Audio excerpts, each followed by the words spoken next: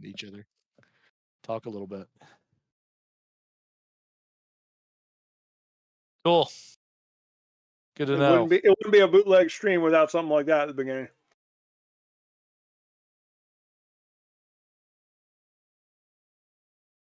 Like here. Cool. Awesome. All right.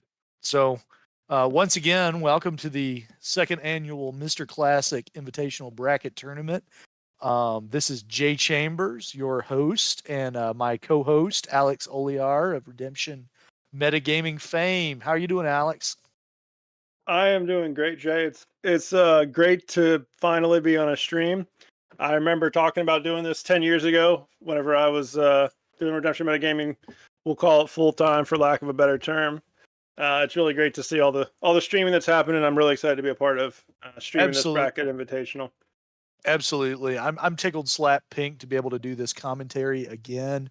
I was really blessed back in 2016 at Nationals when we attempted to offer live on-stream commentary for the first time, and our good friend Travis Brown, that I'm kind of glad it's like tangentially involved with Redemption again, was sort of the mastermind behind that attempt.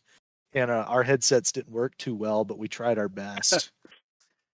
I can definitely relate to some technical difficulties, but I think we're both excited to be able to be here, and we've got a lot of background information, a lot of great cast of characters that are going to play in this tournament. So why don't you start by just telling us a little bit about the bracket and who's going to be playing tonight?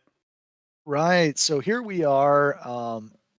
We're getting ready for the first set of 2 games. So what's going to happen is there's going to be 2 games going on at a time. There's going to be a primary stream with commentary, which is this one. And then there'll be a secondary stream with live mic. And so this is primary stream, and we're going to be streaming the A side of the bracket for the first set of 2 sets of games. So that's going to be first round. We're going to see seed number 1, Jayden Alstad, the reigning Mr. Classic, face off against Brian Jones of the Kentucky Play Group. He was the winner of our second chance qualifier poll. He also participated in Mr. Classic last year, and this is a rematch from the first round of Mr. Classic last year. So we're going to see if Jayden, the reigning Mr. Classic, loses the belt in the first round, or if he'll make it out of the first round versus Mr. Jones. Yeah, it's really funny to see these two in a Mr. Classic tournament to me, because I remember Jayden primarily as, like, we'll call it like a 12 to 15-year-old child, and I remember Brian Jones as an RLK from Mark Underwood's play group that you knew he was the one whose name you knew at a tournament, and you didn't want to get matched with that particular RLK. So I remember having a couple good matches with him at various nationals. So it's really cool to see him continue to keep that legacy alive. Absolutely. And so the second match that we will be commentating on tonight in a bracket is Joshua Potratz versus Justin Alstad. And so this is the 4th seed and the 5th seed. And so we're going to see Josh, who is like sneakily built for himself a John Early-esque legacy in the modern Redemption era, starting with his first second place finish in 2017. And then he takes a 4th place in 2018, and then goes back to that 2nd place in 2019. He misses the COVID nationals like a bunch of us. And then in 2021, at Texas, he wins his national championship in Type 1-2 player. And then in 2022, he takes yet another 2nd place finish. And then he takes a 3rd place finish in 2023. And so he's got this John Early-esque legacy of 2nd place finishes and 3rd places with a first mixed in. And so he's sort of like the GOAT of the modern era when we really think about it, as far as just consistency. Josh is Mr. Consistency. Justin, everyone knows Justin Alstad's accomplishments, even though he's sort of been inactive up until last year for the majority of the COVID era. Justin has more national titles than anyone else in the world. He is the GOAT of Type 2 player. He has won every category at nationals except booster draft and Type 1-2 player. He is a legit force of nature, and those two are going to be a really good matchup. Yeah, I'm really excited for that one. So I exited the game a little bit before Josh joined, so I've not actually ever met Josh, but I've been very impressed with some of the decks that I've seen come from him, and just some of the thoughts that I've seen on Discord or even his short-lived 3-video YouTube channel. And then obviously Justin, I think, like you said, he speaks for himself. And I think what I appreciate the most about Justin is the amount of variance and difference that you see in his deck building and his style. Like this is not someone that's winning with the same type of deck repeatedly. There's all kinds of different styles and decks coming out from Justin, whether that's a speed, whether that's a defense heavy. He's winning with pretty much everything. Absolutely. And so slipping over to also just a quick update, the B stream is actually just going to be recorded. They're not going to be streamed. So the B side of the bracket games will be available with commentary added after the fact by me and Alex at some point within a few weeks. But just sort of for everyone at home, I'll give you an update on what's going on the B side of the bracket. We have seed number 2, my brother, of whom I'm partial towards. Jeremy Chambers is facing off against none other than John Hendrix of the Threshing Floor fame. Yeah, can you help us hear a little bit about how John qualified himself for this tournament? Because I was under the impression there was going to be a different player in that spot.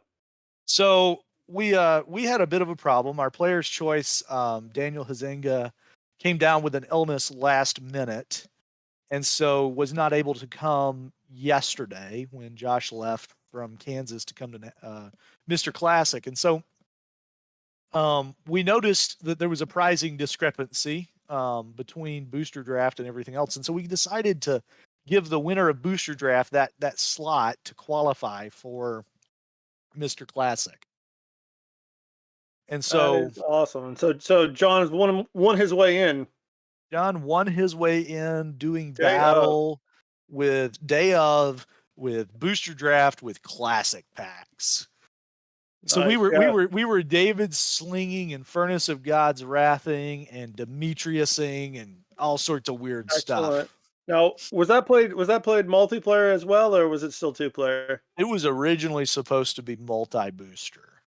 So that's one thing at Mr. Classic is we pride this tournament on being one of the few tournaments that do multi-booster draft. And so that's one thing that we do. I do love a good multi-booster, especially at Knoxville. I would have to say that's my lucky venue. Absolutely. And then just a word about Jeremy. Jeremy comes in on Type 2 2-player national championship win. Jeremy is on a utter hot streak starting in 2021. Jeremy won in 2021. Jeremy won Type 1 multi for a second time and retired the category by using a busted combo deck and wiping out a table turn by turn, taking them out of the game by wiping their hand completely with the Love at First Sight combo deck. And so then following that in 2022, Jeremy piloted the Ephesian Widow, Life in the Sun combo deck in Type 2 to win Type 2 with Life in the Sun, fueling Pretension to put his opponent's entire offense into reserve. And then he used just a Disciples offense with that Life in the Sun combo. And then in Type 1 that year, he took third place using the Circus deck, which used Numerous as the stars to get the Ephesian Widow combo set up, and then would draw 12 cards and then wipe all the evil out of your hand. It was that seems like an okay way to win the game. And so just on the other game is we have our number 3 seed, Chris Fachman, who qualified for this tournament as a last ditch substitution prior to needing to bring in the winner of Mr. Classic. We had the Type 1 2-player national champion Nick Marshall drop out of being able to attend the event at the beginning of this week. And so Chris Fachman, our loving 4-time national host, graciously agreed to play Scroots for the good of the community tonight. And so he is going to be playing against Charles Johnson, who is the winner of the Scrolls Around the Block tournament, a tournament that you attended, Alex. I did. And so I got to play Charles there. I lost to him in a very, very close 5-4 game. I think one thing we haven't mentioned yet too is I'd like to thank all the players who have provided deck lists for this event to Jay and I, so we have a good sense of what's going to be going on in each particular game, and maybe we can try to talk a little bit through about the outs that various players are trying to play towards as the game progresses. So been able to take a peek at what Charles is doing, and it is in fact the same deck that I got to play against, at least very, very similar at the least. I got to play against up there, so I think you're going to see a really, really quick and fast-paced offense there. He's using that highly prized Benjamin and Joseph combo here in Scrolls, where you basically just play any enhancement you want, and it can't be negated. So you just try to set yourself into the right rescues. And then Chris is going to have an extremely interesting matchup with that. As you might expect, I don't think Chris has provided any testing feedback into the Scroots meta. I would wager that Chris hasn't played a game of Scroots. Yeah, so I know Chris has been provided with a couple different ideas, a couple different deck lists. It looks like he's mashing a couple of those together into something that I think is going to be a little bit interesting for Charles to deal with. So I guess how I'll say it. I don't want to spoil too much.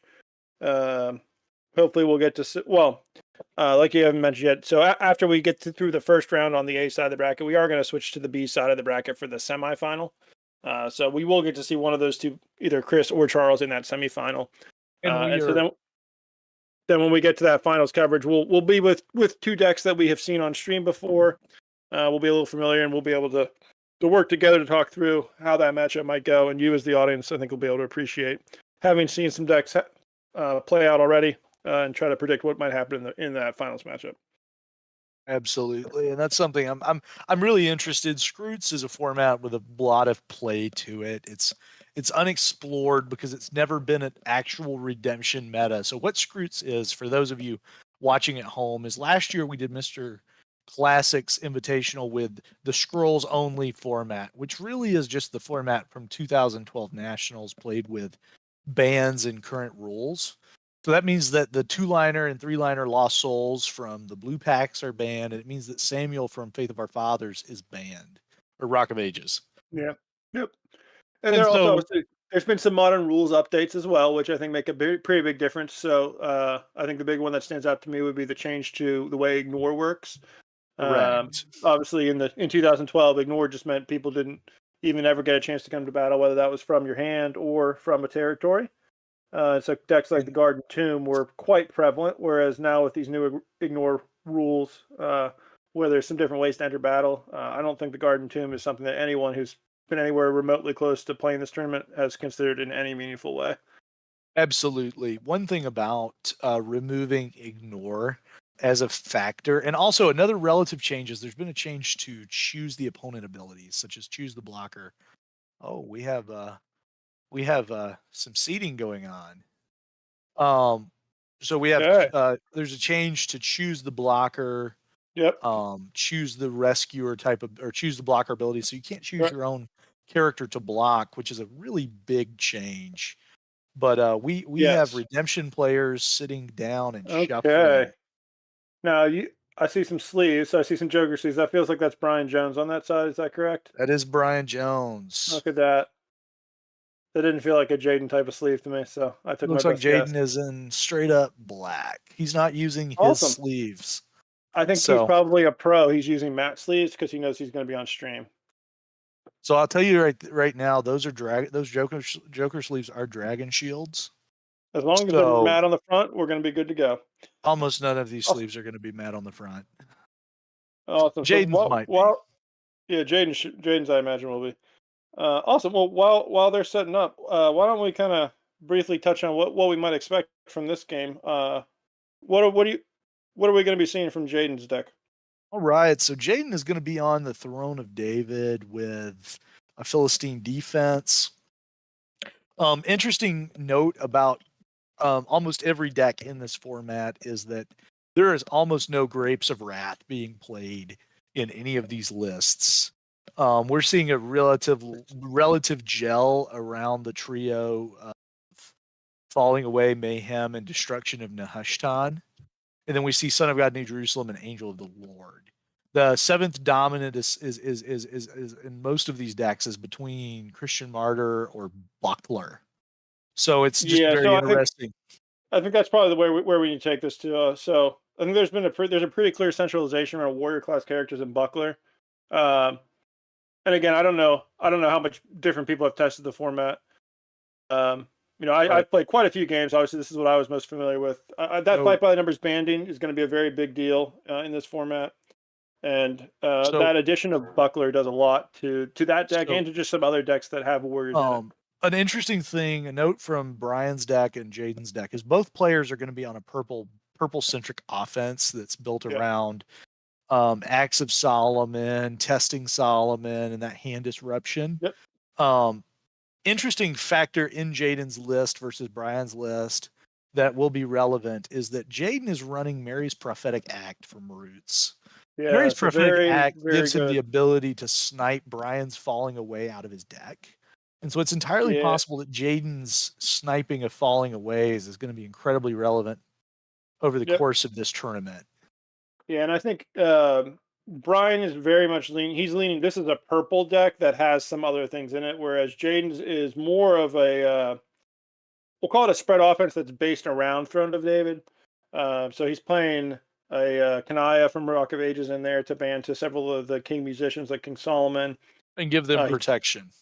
Give them some protection. He's playing Lydia to play both white and purple. And playing an Ethiopian treasurer. Again, so Jayden's is much more teched out than Brian's list is bringing that Crimson defense that runs all of those chainable draw threes. So he can go Nebuchadnezzar into Swift Horses to Dream to Mask of Vanity to just get like a 8-card swing. Yeah, but I think he's looking for that combo block for sure. Jayden's defense is going to be Philistines, and that's, I think it's Philistine from what Brown. I've seen. Philistine, a little bit of Brown. To me, it looks a lot like he's trying to fight against fight by the numbers. Is what I'm seeing from that. I think Abner from Roots is a really good way to do that. Well, obviously, Armor Bearer helps you get some consistency as well. So inversely, though, so it looks like these guys are doing rock paper scissors with their cards. That's funny. We got a rock and a scroll. Yep, rock and paper. Rock and paper. Okay, very, very good. See, scissors. There's razor. There's rock. Yeah. Okay. All right. So that means Brian's on the play. Or Brian has. Gotta imagine he's going first. There's really no reason not to go first. You are correct. All right. So we're gonna get some gameplay going. So we have Brian Jones versus Jayden Alstad, Seed 1 versus Seed 8. So last year, obviously, Mr. Classic himself, Jayden Alstad, picked up, and they have shuffled their hands, walked away from the table. Here we are. I guess we gotta talk some more, Jay. We gotta keep being entertaining for the masses. We're gonna drain every drip of entertainment out of my body. Well, it's okay. Luckily, this is the group of cards that I know a lot about, so I can talk all day long about these cards. Absolutely. Aren't you glad we're not streaming rotation? Yeah, if we were streaming rotation, I think I might know maybe half the cards, and that's quite a generous half there. Obviously, I've been picking it back up a little bit, but not quite where I need to be for commentary purposes, we'll say.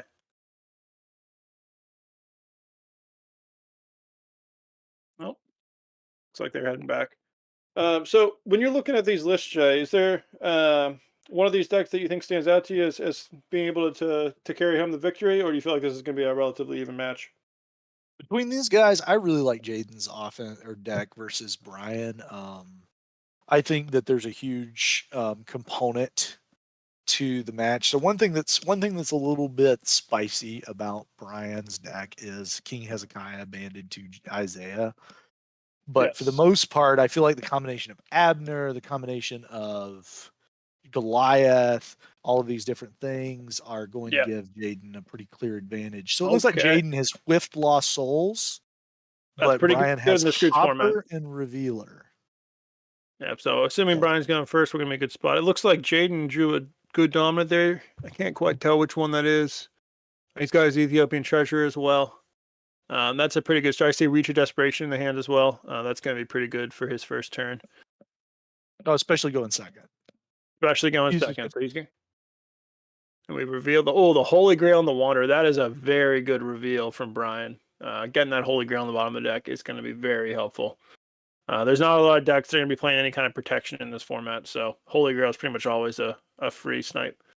It looks Jayden like going first? Looks like Brian's got Jayden going first, which has me a little worried Wow. about what he's got.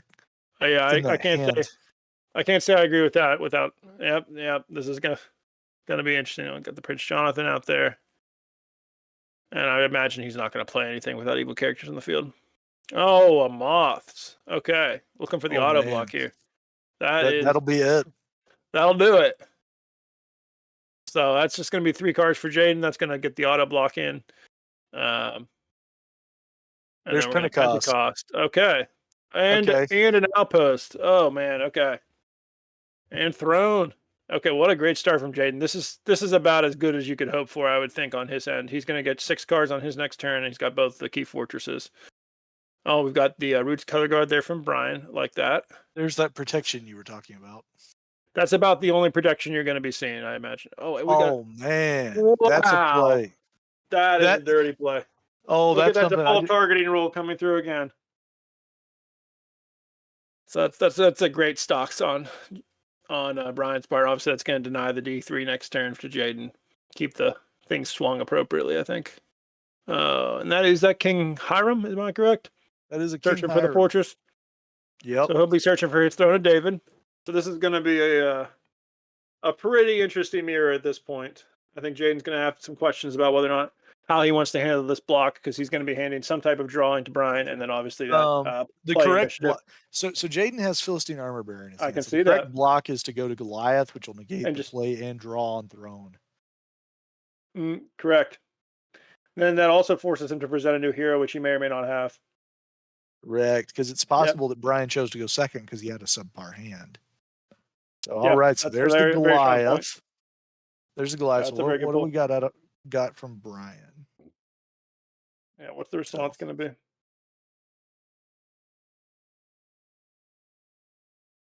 He's looking as if he has one. No response. Nothing. Oh.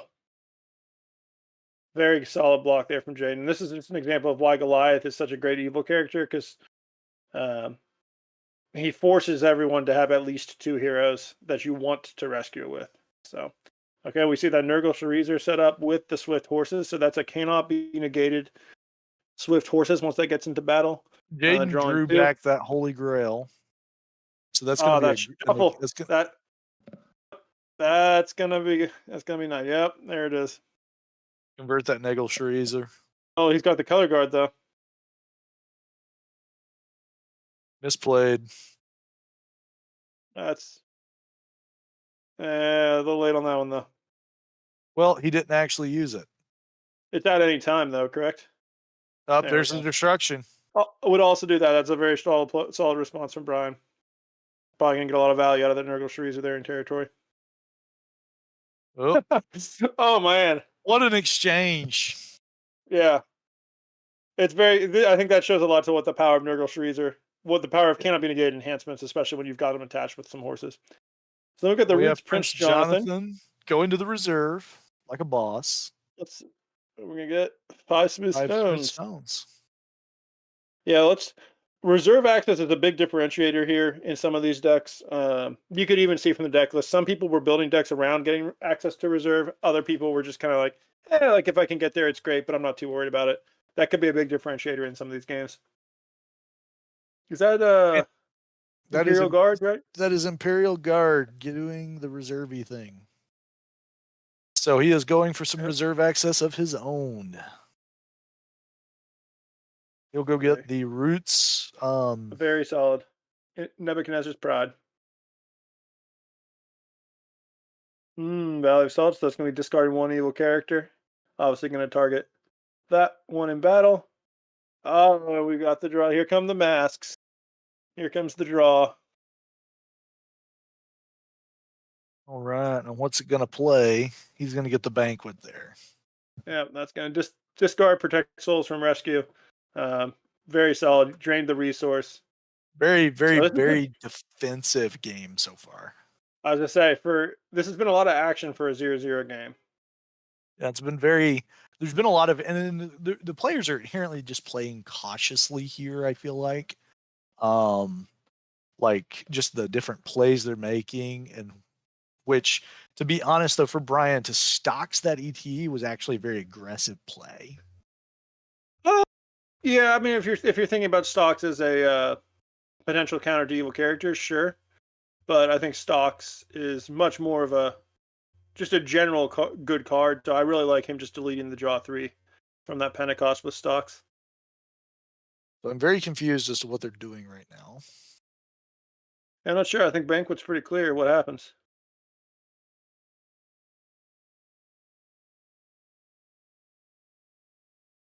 Interesting. Why did the Prince Jonathan go to the discard pile? I'm not sure what the question is there. Well, Banquet Should he doesn't still be? kill Prince Jonathan. Yeah, so it just ends the battle. Why is Jonathan out of there?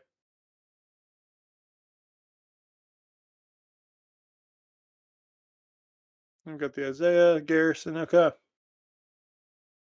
So it looks like both players are relatively set up with some of their key characters now. So let's very nice. So we've got the Mayhem.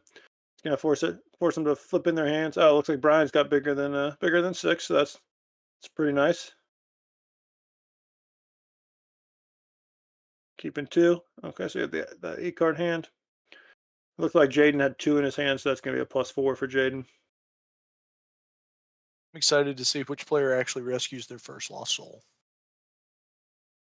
Hmm. Well, I mean, if Brian gets a decent mayhem off this, he hasn't really expended any resources to not rescue souls, whereas Jayden has expended significant resources to not have rescued a lost soul at this point. A battle That is winner very and true. an angel of the Lord and Holy Grail. There's a hopper on Jayden's part. There's the first lost souls.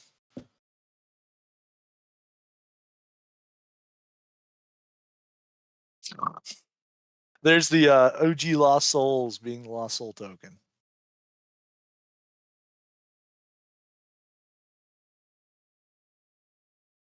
All right, so it's Brian's turn. He's going to wander back for that color guard, which is the correct play. So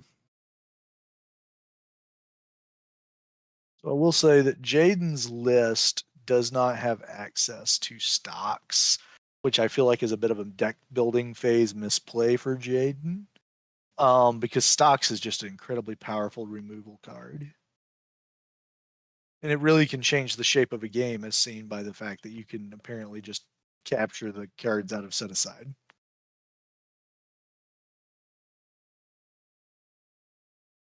All right, so we have King Hiram rescues and draws a card. So are you still with us, Alex? All right. I am still here. I apologize for that delay. All right. So This turn looks interesting. So we've got the block again. Okay. I gotta imagine Rafa, I like it. So he's gonna I imagine get chariots and horses from his reserve. I imagine that that's the play.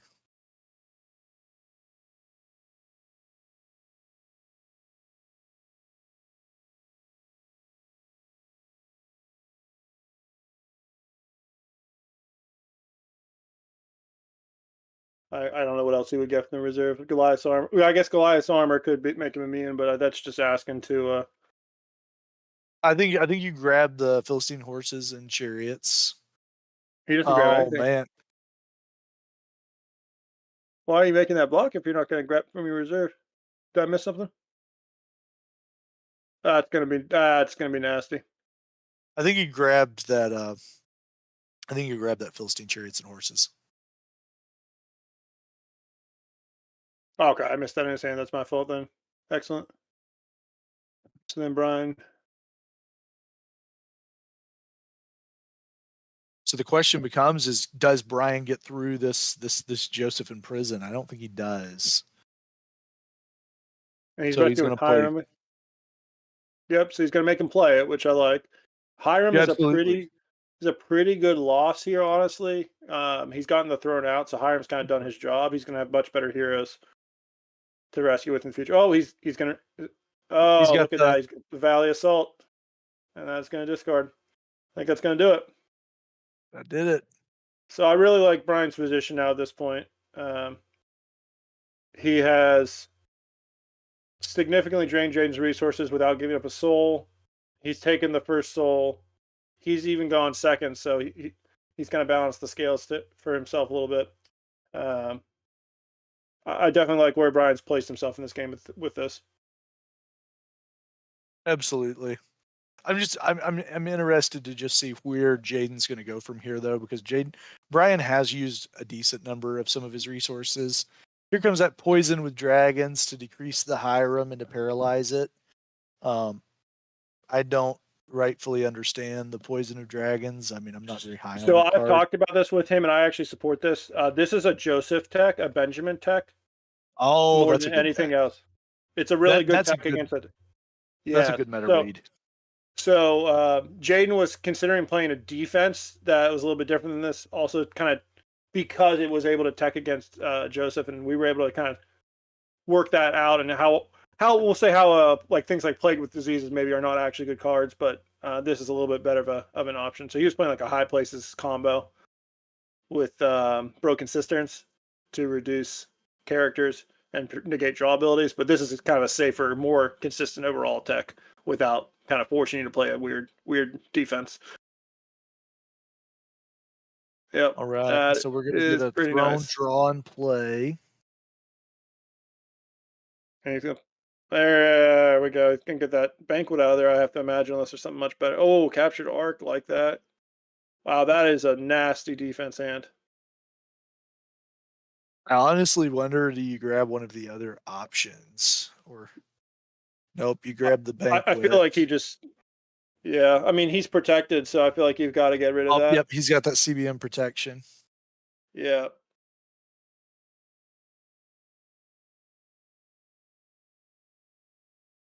Now, the question is, so this interrupt the battle is actually going to interrupt the Axe of Solomon's underdeck. Is he going to fish out that banquet? Yes, he does. Good. So he'll Yeah, get to I play will his have to say banquet. this is something that I've learned recently. This happened to me in a recent game where that does interrupt that instant ability, get you pulling it back, and then you're able to utilize that enhancement. I wonder if So he's it's going to go actually an somewhere else. interesting, it's an interesting spot because he can use that yoke of iron and then he Yeah, still he's can got maintain the so many initiative. options here. So many options. He's just going to go But for it I again. will say this: if he was to use that yoke of iron, it would not. He would lose his Bell's Banquet on the Yep. reactivation. Yeah, but So I don't believe there's any other ways for him to recur that Bell's Banquet, so that should be the end of that now. So with that in mind, that CBM protection attack is going to be in a very good shape. I think it's interesting because it's almost as if we each worked with half of the bracket on their decks. Because like apparently you and Jayden talked about about his deck. Yeah. So we played a game last week. So I got to see most of his offense, and we kind of talked through some of his defensive options from there. I helped talk him into this. This was his second option at the time. I helped talk him into this a little bit.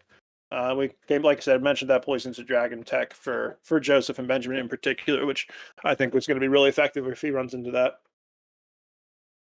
Worth noting, he'll only run into that in the finals. Correct, But but I think it's very clearly a very good meta call, very good offense that you might see in this type of meta. also, it's worth noting. It's worth noting. I don't know what's. Oh, I don't know where I'm going with this. I will reconvene. So Okay, we got the Ahimelech. So this is that's a King Amaziah, I believe, there. And he's choosing to go with the Abigail, so that's interesting. That tells me he doesn't have anything in his hand, and he is just trying to draw. Because you'd have to think he'd rather go with something that's going to activate Throne. He knows he's only Absolutely. drawn one from Throne, whereas I believe he would be just drew two from Abigail. Absolutely. I love how conservative too the players are with their Pentecosts, because they've each only set aside one character with the Pentecost. Oh yeah, I remember I'm just gonna set aside the whole gosh darn world. I don't think there's a player in this tournament though that's running Darius' Decree. No, I don't believe I saw any of this list, which again, in kind of an unsolved meta with not a lot of work, I can understand that. You don't know how prevalent some of the stuff's gonna be. Oh, But it's simultaneously a play the bracket Garrison. tournament. See, blocking with the Garrison here feels safe, but you have to think that Brian knew that was there, and so he has something in mind for it. Unless his hand really was just that bleak that he just wanted to draw that extra card. And now Jayden with style plays the Falling Away.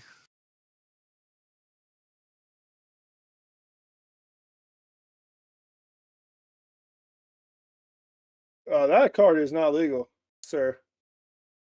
Oh yeah, but it's a token.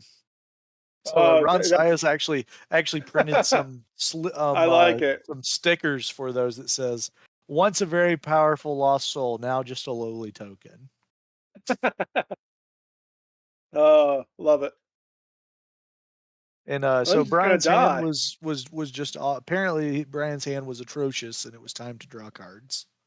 That's right. Interesting. So I know he's clearly got the okay. Two. Okay, where is he going? Wanderer? That makes sense. And Hopper. Yep. Well, I guess that makes more sense than a soul token. Yeah. Yeah. I don't know. I would probably do this token just because the token, if it gets shuffled or something, it's just gonna get reset. Whereas the Hopper gets back into my deck. Correct. That would have actually rescued Wanderer. The token. I think the token. Yeah, the token's a better call for sure. I feel like we're big braining this really hard, and they're just playing Redemption under pressure. So so that's the thing about commentary is you get to big brain everything and tell people that the player was wrong, but then if you were in the situation, you'd probably do the exact same thing or worse. we certainly have done worse before, haven't we, Jay? We definitely have, Mr. Neither one of us having ever won Type 1-2 player folk. Oh yeah, I was gonna say I don't know when you started, but I think there's probably a combined 25 to 30 years of Redemption playing on this commentary stream, and yet there's only one national title. So, hey, I do have an RNRS title that I share with Brian Jones. I don't think those count, but that's controversial. Those count more than nothing. And also, I also have a reputation. Okay, so we've just got the Poisons of Dragon. Interesting. He Poisons of Dragon the set aside character again, which kill it. Is it? Is he 10-4? Yes. Yes. Okay. So very good play. This is the only time in history I think that Pentecosts have been artifacted out by something that was not Darius's decree. Yeah, and I know we just got done, half crapping on Brian for the way he rescued a soul, but let's just point out the very strong plays that we've had to prevent Pentecost from coming into play. In very intricate ways that are not straightforwardly seen. So very impressed by that play. Both players have made brilliant C-level plays. One thing I'm gonna point out while Brian is tanking on figuring out how to block. There's not much of a good way to block this, I have to imagine. He already used his block against this, but I think he's running low on options. He's running out of characters at this point. Oh, he's got a slave. Okay. Well, what's he gonna get with that? Does he have an Uzza? Let's go check. I think he did. I forget. I have to imagine everyone has an Uzza, but I could be wrong. I don't know if Jeremy does or not. There is not an Uzza. He already used his Moss. He could get into Judas, maybe. A Nebby. For some reason, I thought Never Green Ice got used already. Yep. That's where's he going to? Where's he going to? He has. I'd say he might not have any in his deck at this point. Just looking at this list. So it's worth noting that if Jayden actually rescues a legitimate lost soul here, but Brian may still have his Falling Away. But if Jayden is able to rescue a soul here and not get Falling Away, he's technically ahead. He is ahead. He has the tempo advantage. So yeah, I mean, again, looking at Jayden's deck, he has used a lot of resources to get to this one soul. But again, he's bled a lot of resources out, so it might kind of even itself out there. Yeah, these guys are playing one of the better games of Scroots that I've seen. Because in my testing with other players, they were not this grindy. But there's a lot of grind, a lot of resource denial going on. Jayden is quickly approaching not having a defense. Yeah, I think this has been a really intricate game to this point. I think we're probably about to see a lot of just handing over souls in the next 2 to 3 turns. But we're in the point of the game where it's acceptable. Yeah, The one thing too that I think resources well, and then he'll capture that Isaiah, so it'll quit being not annoying. protected. Yep. I don't think he's going to have a way to get above the. Oh, okay. Well, that'll do it too. That's interesting that he had to do that, but that'll do it. It works. Whatever works at this point in the game. And again, honestly, like if you're Brian, that's not even a bad trade. So one thing I'm interested in is if Jayden actually has that Mary's prophetic act in his hand, because he is sitting on Lydia. Oh, I missed that in his hand. So yeah, if he does, you gotta think he would have played that beforehand, even. So he does not have it. It's not there. It is okay. So we've still got Brian up 1 turn. Yep. Well, Brian goes into his turn. They're at neutral momentum, because they're at 0-0. So technically, Brian has a turn of advantage, but he doesn't have a soul. So he doesn't have a true turn of advantage. He has a potential turn of advantage. Yeah. I mean, I see what you're saying, but at the same time, I'm seeing 3 of Jayden's evil characters down there in the land of bondage on Brian's side. So I gotta imagine he's getting control. If Jayden successfully blocks this rescue attempt, which Jayden is playing in another that we have not seen yet, so I have to imagine that's going to get a block at some point here. He also has an Abner, and he has a Haman's plot. So if Jayden successfully makes a block right here, then that's a roots card. Can you fill me in on what that is? Because I can't imagine. That is I Am Creator Roots. So that's an interesting choice that a lot of decks have to make right now. And so I actually didn't realize he was playing I Am Creator Roots in his list when I saw I Am Creator. So what that does is he draws a card and discards it. And then each player has the option to shuffle their entire hand and then draw that many cards. Interesting. I wonder what he's digging for. Does he just want to reset the hand? It looks like his deck's fairly thin at this point, though. Oh, Brian has been masking and dreaming, and yeah, I mean he's played Synagogue in Jerusalem. I don't understand what he's digging. At this point, he's probably digging for something to make this a Himalek in his territory CBN.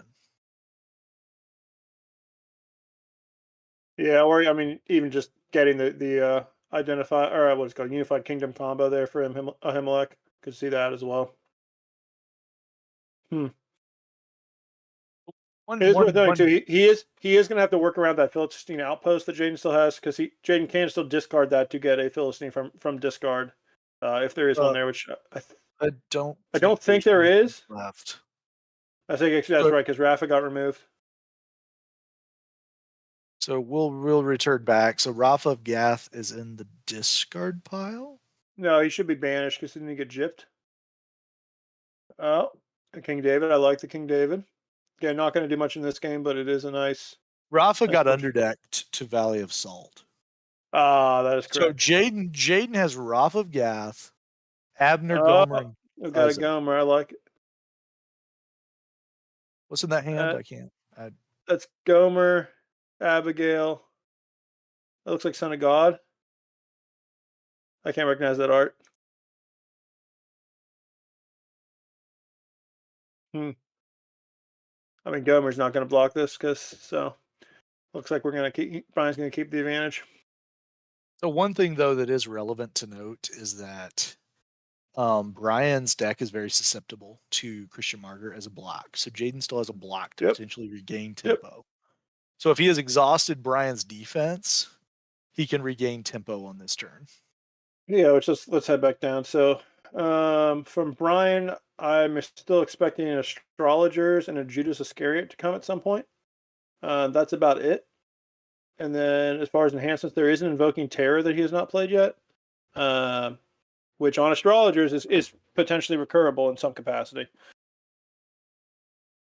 But we'll have to wait and see if that's going to be that effective. Again, Jayden, I think, has enough offense to kind of finish up through that, but it's Yeah, not nothing. I think Jayden has an advantage if he can turn a He's, block. I don't yeah, expect say Brian to he's block just going to every find game. the block. It's all about the Uzza, the Christian Martyr, whatever that block's going to be for him.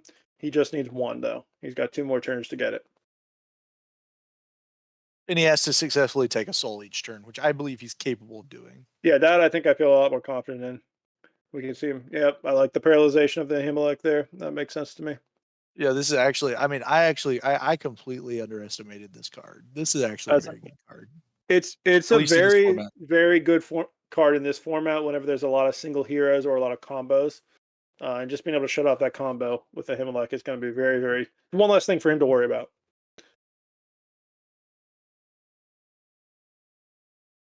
And I think in a slower, Jaden's King less Hiram. consistent format, it's going to be a lot better. Draws the card. Again, you got to think he's just fishing for a block more than anything. There's the Judas. Yep. I don't know that there's going to be an enhancement really to go behind this, but again, at least you're making Jayden think about what he wants to do. Go into captivity. Okay, there's another block for Jayden So the potentially. correct play. So Jayden has Council of Abigail in his hand. The correct play is to fish out Brian's Battle Winner, and then If Council of it's there. Abigail. If it's There- there. He should definitely be passing for sure. I mean, you're totally fine in mutual destruction in this scenario. But let's wait. Let's see if Brian's got anything. Looks like he's deciding. There's the Ah, Christian Martyr. I like it. I like the fish. Again, you're trying to ask Jayden to play something. Jayden wisely passes, so then you can just go ahead and play your martyr. I think that's a very good exchange on both parts. The question then becomes: is can Jayden fish multiple blocks out of his situation? It's possible. Yep. Like Jayden's not lost this game. I think if Jayden gives up one more lost soul, I think Jayden loses this game. Yep, I like that. So now we can ban to Judas, and he can actually play go into the captivity as a battle winner if he needs to. Though I do believe he needs a warrior class in play. Yeah, it doesn't work. He can play it for numbers and hope for the best. Sure. So we're Well, I mean, negating. he can also he's also That does blocking out not. anything else in Brian's deck that's warrior class from being able to be played down on the field. Which again, like he doesn't know that Brian's out of warrior class characters right now, but I like the thought process. And Brian doesn't know that he's got that in his hand either. So we have that perfect game knowledge here. Looks like they're talking through whether or not it's still effective, which it is because that's from a previous phase. That's not ongoing; it's an instant. I can't blame them for asking questions though, because it's not So the exactly a played card. awkward thing is that paralyze is a. I don't know if paralyze is an ongoing ability or not. Like I don't know if Yeah, sure. it does, Well, shouldn't be. this is why we've got Gabe Isbell on the stream setup and on the rulings call. So I'm sure they'll get Gabe over to make the right call here. There's a lot of prizing and pride on the line. Jayden doesn't want to be the second straight 1 seed to fall. So paralyze actually will hold. Correct. So it's considered an instant ability, or It is an instant ability with a permanent effect. So he's literally just stuck there. Makes sense. So Poison of Dragons is an amazing card. As I do. Oh, I see now that Esther is an excellent tech. That's going to win him the game, I think, right here. Now Uzza is the only block in the deck. So that Esther is going to protect OT humans from discard abilities, which since he's already used his Christian Martyr, he's probably not too concerned about. So but that's going to stop Heyman's plot. It's going to stop Christian Martyr. So I'm going to back you up a little bit. Oh, wait, no, it's just evil discard abilities. Never mind. Yep. Yeah, but it's very straight up evil discard because, again, this is something that I suggested to Jayden when I saw his offense, but he was concerned about the ability to turn off his defense with that particular. I like that because, again, Brian has not played his Angel of the Lord yet, so I like that bandit. And again, make them fight their own defense as often as possible, especially when you have limited options available to you. So it is worth noting that Hadessa will die to 1 Poison of Dragons. Which just got underdecked, so he's in a good spot. Obviously, the deck can't be that big, but Is that Unified Kingdom? I can't quite. I don't know It the art. is. Okay, great. It's the Roots one. That's why I can't know the art. Yep, that makes sense. Looking at the hand, I guess. I don't know if that's necessary, but it can't hurt. I probably would have banded to Hezekiah, honestly. But again, that's neither here nor there. I don't think it's going to make a huge difference. Yeah. Yeah, we can just go ahead and write this game home. I think Brian's got it now. I think so too. I think this is the second soul that Brian needed to get. Yep. So there's He's no just gonna be too fired. equalization. There's no momentum equalization. Yep. Yeah, I'm really impressed with how well he's held Jayden out in particular. Yeah, neither one of our brackets are going to be accurate because I think we both had Jayden going over there. Yeah, but I think we both recognize Jayden with the advantage here. But Brian's played a very, very effective game here, and his defense, Played I a think, has got. profoundly clean game. Yep, the With a defense has really number of stretched itself out, which I'm impressed by.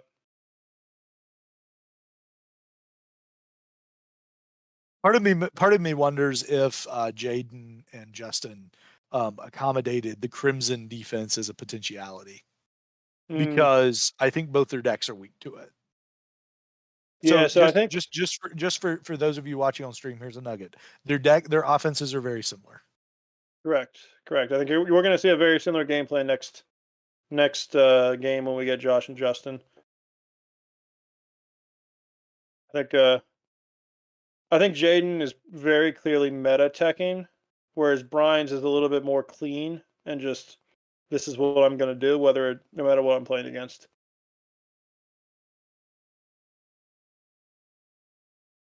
Interesting. So he activates Go into Captivity, but he doesn't have a warrior class character. So this is a very interesting bluff on his part. So there's a Wrath of Goth in his deck No. somewhere.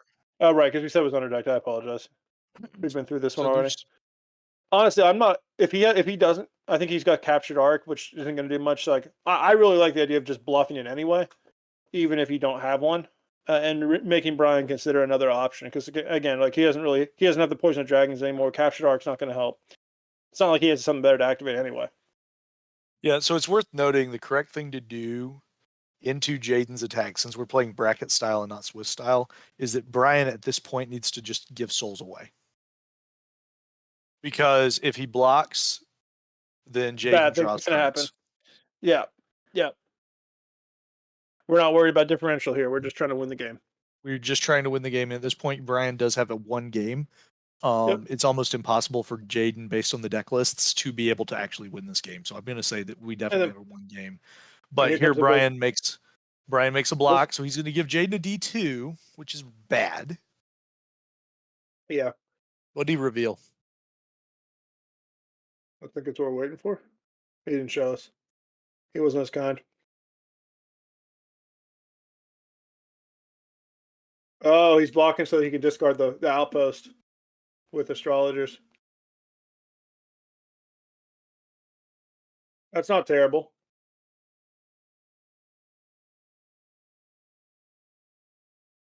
Not terrible.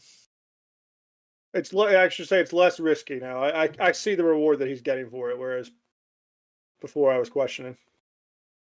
He's going to Invoking Terror Isaiah, I guess. His own Isaiah. It looks like that's what he's trying. Looks like that's what he's trying to consider. I just don't know that it's going to get him anywhere because you're still going to lose the battle and lose the character.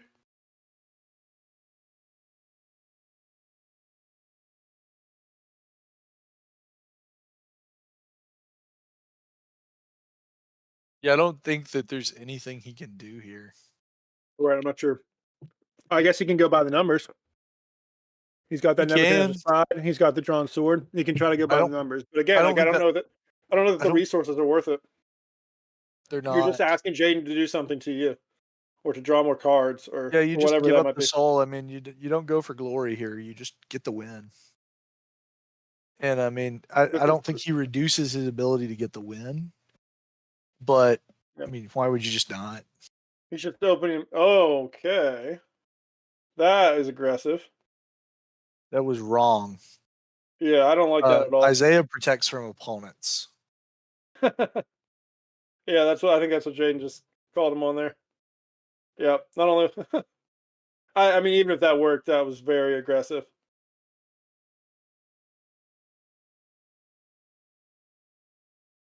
Oh, he did Jayden have does it. have the Rafa. He's got Oh, a handful of stuff for it. well, they got to So imagine he's just going to capture. There's, correct me if I'm wrong, but I don't believe there's any banding in Brian's deck beyond that Unified Kingdom that we've already seen come out. what's this card Jayden's floating around? It I the can't Kanaya. tell. The Kanaya. Yeah, good call. Still haven't seen that Mary's Prophetic Act, which I don't think is coming anytime soon either. But that I would don't be think really it nice here because matters. you could get rid of that Invoking Terror right now if he has it. Oh, maybe it looks like he's thinking about it. That looks to me like it's a white card that he's kind of flipped up there at the end of his hand. He's gonna play down, and he's gonna put the Chariot on it. Okay, and he's gonna capture the Ark The captured as a arc. territory class. That is wild. That Now is Jayden is remotely back in the game. He may Jayden actually is have a doing something. if He's make, if he's Jayden making Brian creates work. 2 blocks, We know there's an Jayden. Uzza. We know there's an Abner. We know there's a plot if he can do something about that Esther. So Honestly, what he has not expended a lot of defensive resources, so I could even see. Correct me if I'm wrong. Is going to captivity? Can I capture any character, or is that only in battle? that's only in battle. Mm, But that'd be a great out to try to get rid of that Esther. what What? world? What That's just in the that's what in strictly the world? wrong, Jayden. What are you doing? No, it's not. He's very What's confident in his ability to block because he's protecting his color guard. It's not right, but why are we removing the paralyze? because it's a 2-turn paralyze. So we're now on the Oh, it has a but duration. yeah, correct. It's 2 turns, and then the 0/3 is permanent.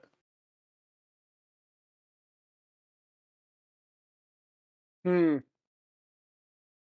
Jaden's deck must be bigger than I realized then. I wonder if he's well. I guess it doesn't matter at this point. I wonder if he's concerned about time, but I don't think that's going to matter much. He must just think he's drained Brian out of enough resources that this isn't going to be. And he's going to go Isaiah, and he's going to just beg for an answer that Jayden doesn't have.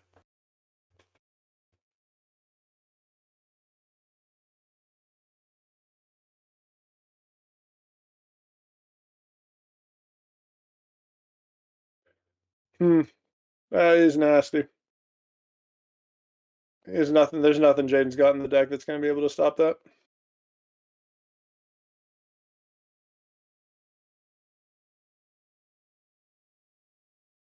So looking like he's That got it. so he's gonna at least make himself immune. That actually does stop it. That's gonna do it. So Okay, look at the see. This is why Jaden's better than I am. And he's gonna draw. So now this makes me hate the Son of God play even more. There's the Azza, so that feeds him for next turn. so the question is, he just has to get. So I think if he plays, what's the tough or what is the strength? What's the numbers? Because I think For which one? if this goes through, So now he's at and 14. I don't know the mask, but he is at 1420 without the mask. there's Angel, that's the game. Oh, oh gosh. Because the other thing is he could go into captivity the Isaiah here as well. So if he needs to win by numbers. That's the game. That's And the look at that. game. We have an 8 seed powering through the 1 So seed again. the And we are going to have a new Mr. Classic. 8th seed in Mr. Classic That is the spot, apparently. is the spot. Wow. That a very, very well played game on both sides. I don't even think the 5-2 score does it nearly enough justice. No, this Felt goes like up a there. 5-4 game in the way that This they were goes interchanging. this goes up there with Daniel Hazinga versus Gabe Esbol 2016 Nationals best games on camera. Like this Yeah, this goes up is there. I would very say good that one. I would say probably the best games ever played on camera are Daniel Hazinga Gabe, this game, I would say my game with John Early last year at TJC is a good game.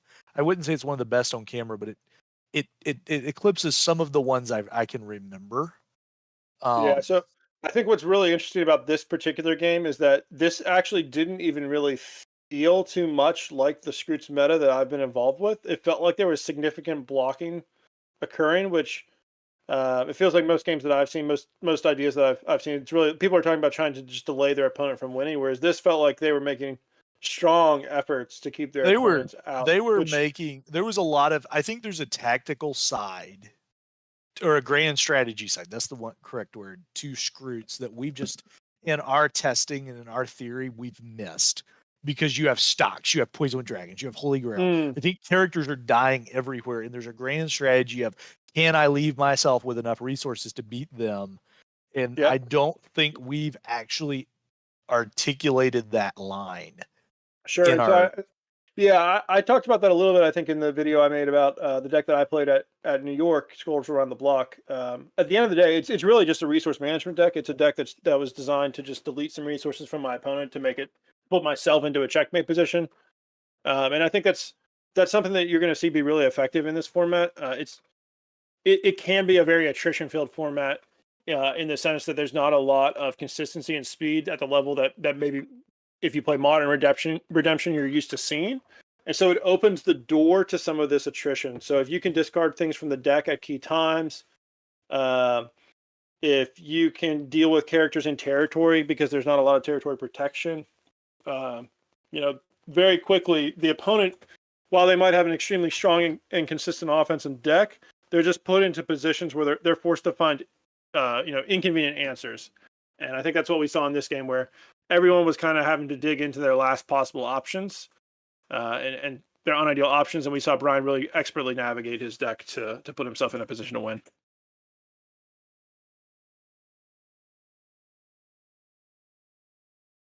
Yeah, I don't know who Nate is on stream or on the stream chat, but yes, Daniel did not have AOTL. He ran Harvest Time.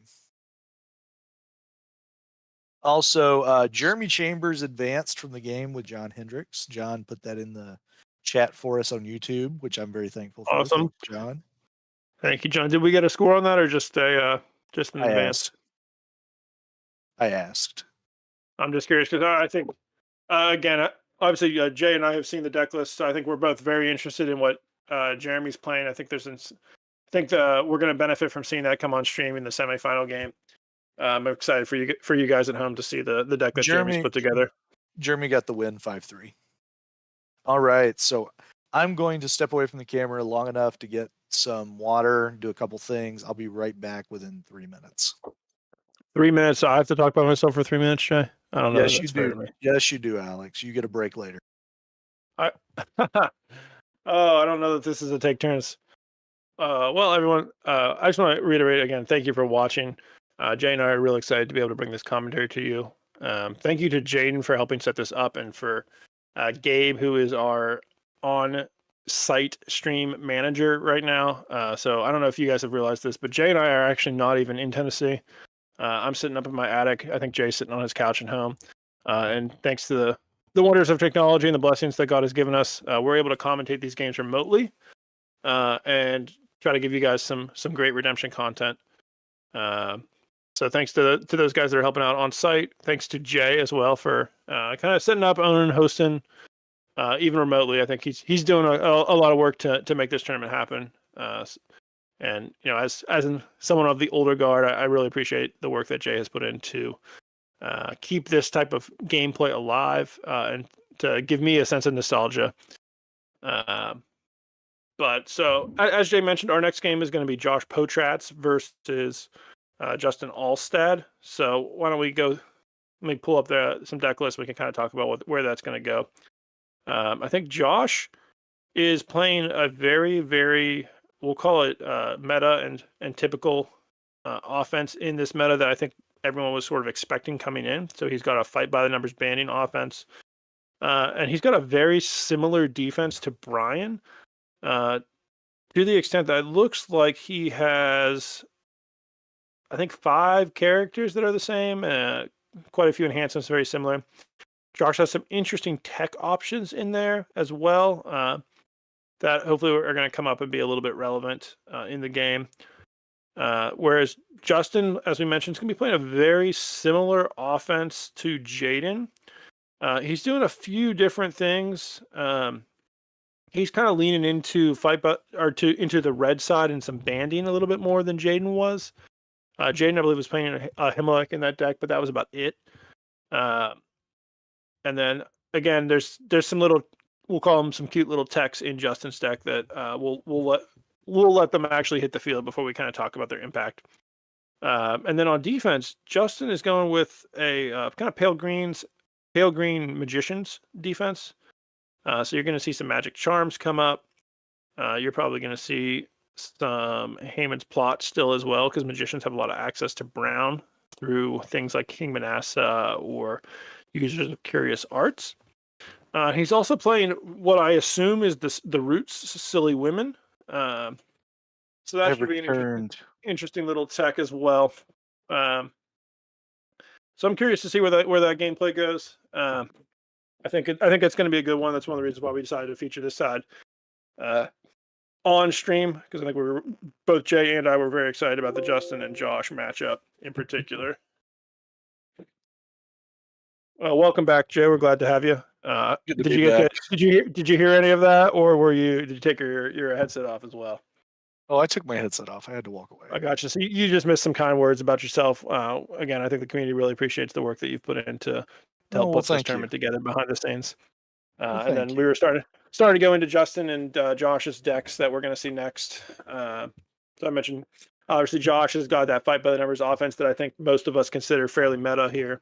I don't know that he's making a lot of surprising decisions with the offense. And then Justin playing a very similar offense to what we just saw from Jayden, with a little more, leaning in a little bit more to red and to teal in particular. Not carrying the Isaiah and the Hezekiah, but instead carrying some things like Phineas and Zeal for the Lord to go alongside the Pentecost. And that sort of suits in with Justin's style. Justin likes. I will say it feels very Justin. He likes card value. He likes his cards to carry weight, to carry power. And Zeal fits that bill. I think again, Justin's taking a very different tune on his defense in particular. So I'm going to kindly say it's a value defense. And I think what I really mean by that is he's trying to do one or two really key things. And if he does those things, he's going to be in a much better spot. But if that confusion that I see in his list doesn't hit successfully, not going to be in a great spot. All right. So we've got Joshua P. and we have got... It's Joshua Potratz. Potratz. I know how to say it, and I've never even met the guy. It is funny because I know you have problems with it. I talked to him so much, and for some reason, I just cannot say Potratz. But I like the Potratz tech too myself. Oh me, Joshua Potratz. It's funny is that's the most phonetic way to say that, and I say things phonetically most of the time. We got Joshua, and that just stripped a Matt off of Matt. I think someone told him not to ruin the stream art. Oh, good. Jayden protecting the stream. Oh yeah, I appreciate that.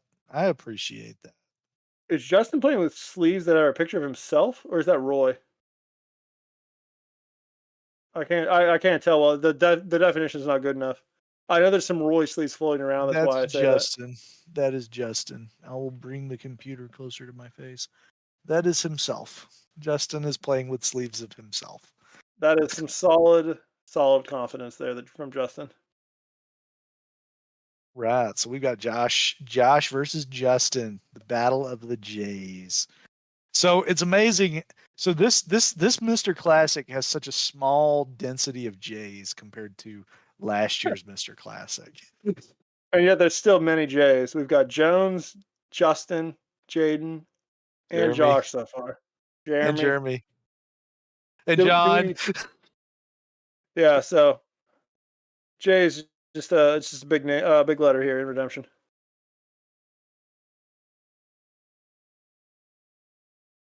J is the letter of redemption, which is hilarious because I'm just J. Got these guys, they are shuffling their redemption cards. You need to shuffle your redemption cards, folks. I'm going to tell you, you also don't need to shuffle your redemption cards in piles. You need to Yeah, shuffle them the way that Josh is shuffling them. should we get on our little high horse here and talk about what I will Justin's let doing? Actually, what Justin's doing right now actually provides no benefit or randomization at all. This will only help if your deck has been sorted, which again, his deck may be sorted going into this. I can understand that. But there is no randomness being added by what Justin's doing. and He needs to shuffle. He needs to. I'm gonna say he needs to riffle, but I recognize most people don't riffle their cards. That's just what I do. I'm known for having a beautiful riffle shuffle.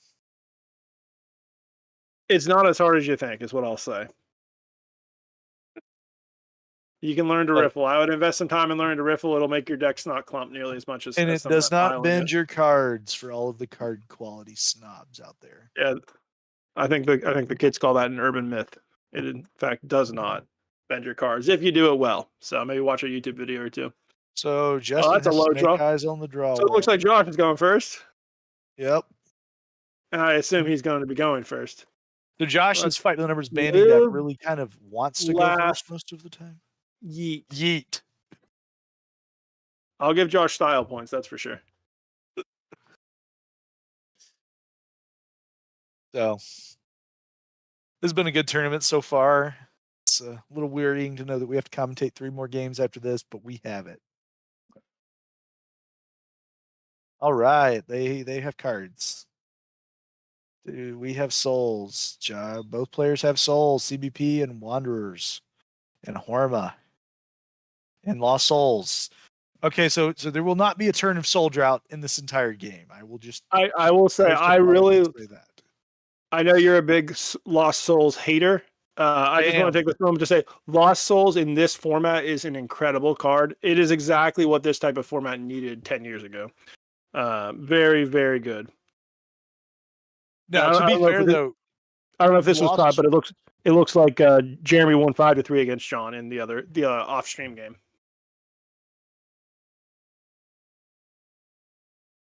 So, are they waiting for a timer? Are they waiting for the other game to set up, perhaps? Because it looks like they could just. Also, why isn't Josh tokened? Josh, you can token. Yeah, we don't play with stars and souls. Token. I think that's token. There we go. Thank you. Extra salty. I feel like tokens are a chance to create your own little character. So they're playing now. They're playing. There we go. So Justin went first. Josh elected to go second. Fun fact: Josh is actually a proponent of going second in a lot of situations. And Josh is wrong in a lot of situations as well. I felt that needed to be said, but yes, I recognize there is some strategic value. But let's see what he does. That's not an artifact there. That's an armor bearer. Which, correct me if I'm wrong, armor bearer goes to reserve. Oh, this looks like he set up a mayhem. I have to think. Why would you play an evil character down? Well, a lot of modern. Okay, this is slow. What? That hand must be trash. Somebody's hand is trash. I bet Josh has a way to Nebuchadnezzar. It's either that or they both have literally just bricked. I love the salty tokens. So yeah, those are solid.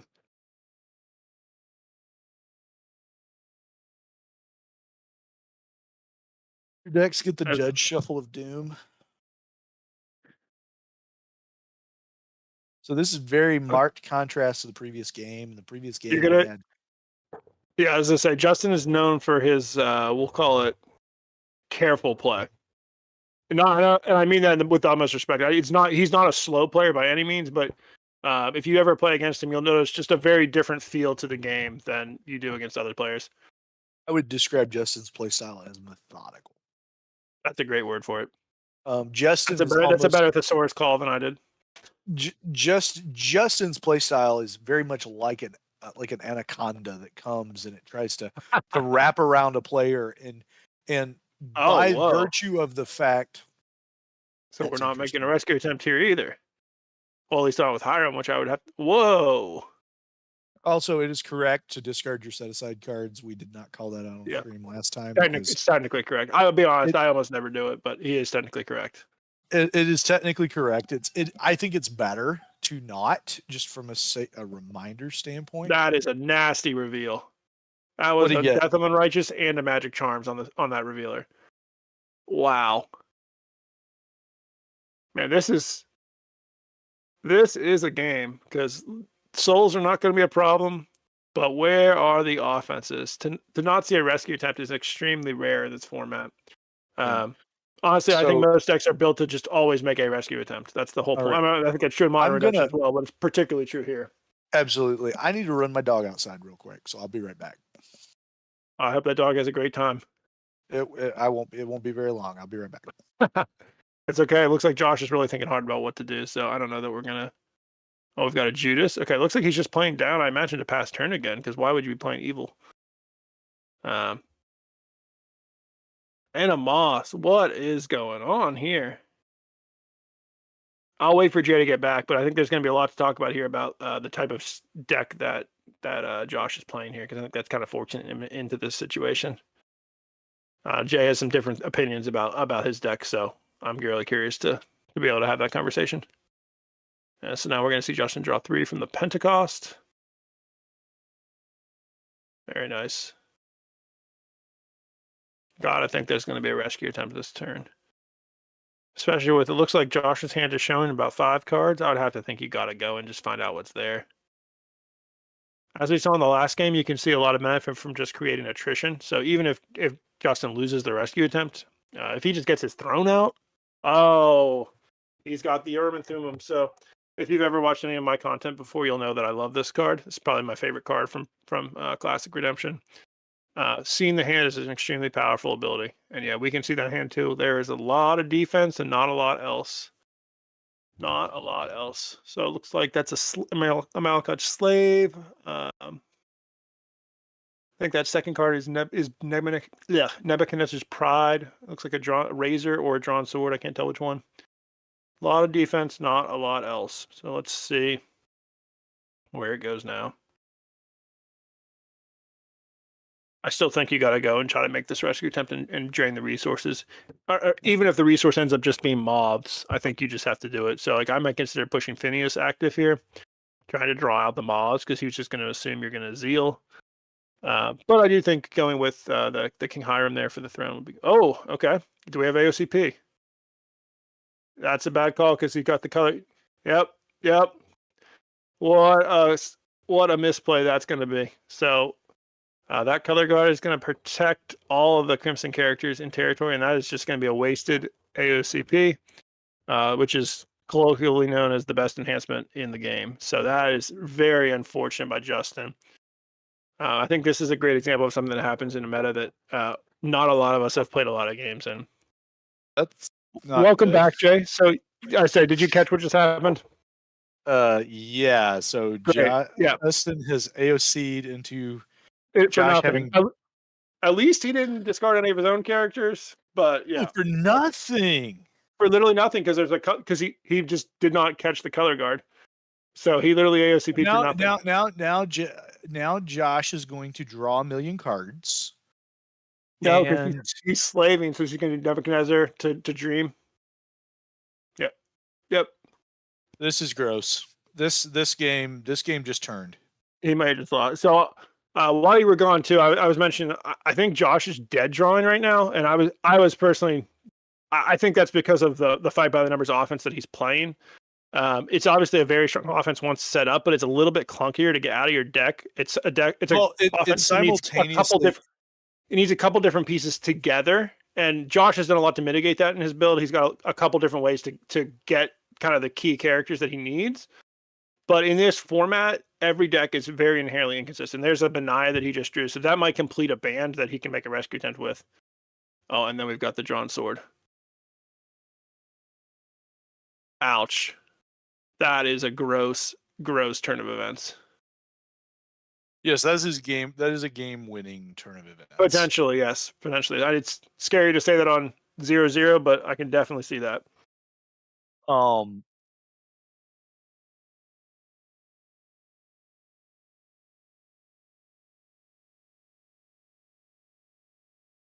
Again, knowing what's in Justin's deck, I think he can try to balance the scales, but it's going to take a lot. I'll also say again, he may not know this at this point, but I really hate him playing down that Ishmael. That's going to be a key piece for Josh to just steal in bandwidth. And a 4-4. Yeah, it's worth noting. It is worth noting they don't know each other's decks. Correct. And Josh has correctly not dropped He's not any character. Yep, that he hasn't had to. So, okay. Look at that. He's just going to stocks it. He's going to stocks that Benaya instead of. Clearly does not have a way to ban to it, which is fair. He has a way to ban to it, but he doesn't have a way for that to go to fight by the numbers. He may not have it in the hand. No, he has a Benaya in his hand, so he definitely has a way to fight by the numbers. It's just, yes, but if he had armor buried to the Ishmael, he wouldn't have had a way to it. He would have just drawn cards. Right, he doesn't have his Israelite archer. Also, it's worth noting that Josh does have Bravery of David with David. Josh runs Roots David, which can just end the fight by the numbers ban and go get your Son of God or New Jerusalem. I was gonna say Roots David was in my deck. It is extremely underrated. That look 7, take a card is an insane ability, especially in a format that's a little bit slower, a little bit more methodical than Modern Redemption is. And the fact that he can also ban to an OT Prophet as well, and you have that choice, gives him a lot of flexibility. Because let's be real, who in Redemption isn't a Prophet? Oh, look at that! That's a solid one. So we're going to see our first look at some fight by the numbers. I think this is probably about as classic as Redemption can get. A small band that's fight by the numbers. 15-15. That's not entirely tiny. Well, when I say so small, it's number of characters. Gotcha. And I think Josh is going to try. Josh is trying to get to one of these characters, so he's got the Benaya. I believe he has Ira as well. He's trying to get to one of these and just start continually adding to the band to make it bigger and bigger, and hopefully get his own Ishmael at some point to draw some cards. There's actually a resource management component to that band that you can't underrate. Just in the face of a potential Goliath, which I know that's not going on here, a Goliath or an Abner. So it's actually interesting. So Abner and Goliath pair really well against fight by the numbers banding because the dual threat of Abner and Goliath against the band, like the way you modulate your play in accordance to which one the opponent has, dramatically changes. Yeah. So I see he's using the King's Strong Angel and King's Captain of the Host. I'm not sure what relevance he's getting from the King's Strong Angel in particular. So it's because he's banding to it with Israelite Archer. So it doesn't negate the band. It doesn't negate the draw. It holds Angel Chariots to draw more cards. Well, that's what I was about to ask. Israelite Archer is just a warrior class character, or is it warrior class human? It is warrior class character. And so that's the reason why you run the two versions. Yeah, okay. I mean, obviously, Captain of the Host caps off a lot of bands, but Strong Angel you see a little bit less prevalently in that type of setting. He's up much more often seen as kind of a solo character. I'm very confused as to why. The moths were supposed to have died to the authority because it's not human, and so Justin just pointed that out. This is one of the reasons why Justin's such a methodical player. He does think about what happened last turn and notice why would this not have changed on the game state. Yeah, but unfortunately for him, at this point, I think he's going to be quite behind with all that resource loss. So again, I'm going to have to eat my words. I think Joe Schaefer pointed this out in the chat. I think we're likely to see the person going second win twice in a row now, just based on the way the game state's gone so far.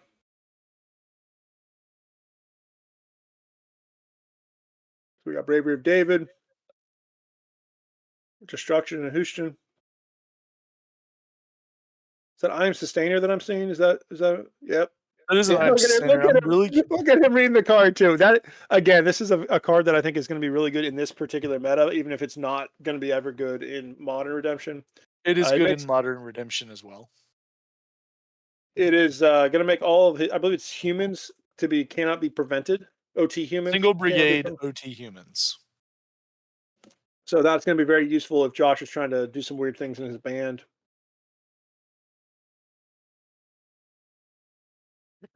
It's a very nice tech card for again, for what I think a lot of the expected meta was fight by the numbers. Well, and it also has the benefit of turning off the CBP Lost Soul.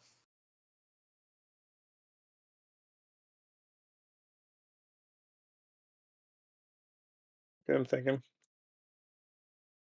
He's really trying to figure out how to get through. That Nebuchadnezzar just sitting in that territory is a little scary.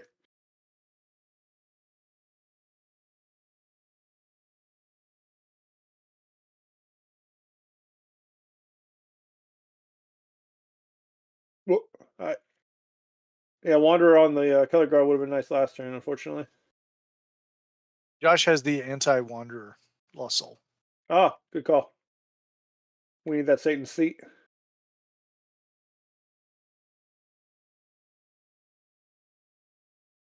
Getting the throne of David. Satan's seat. Yeah, I would have thought, again, this is why I think if I'm Justin, I would have been much more aggressive on that opening here. He opened with the Hiram, but he's just now getting the throne here on turn 3. Again, this is probably as much a philosophy thing as it is anything else, but I try to make my rescue attempts every single turn, and even if it means Hiram dies to get the throne, I think that's probably a worthy trade. Absolutely. Especially because he hasn't really drained too much out of Josh's resource pool yet. So, again, we're just kind of prolonging the game. And unfortunately, Justin's put himself in a situation where he needs to prolong the game now, but he's also at a resource deficit.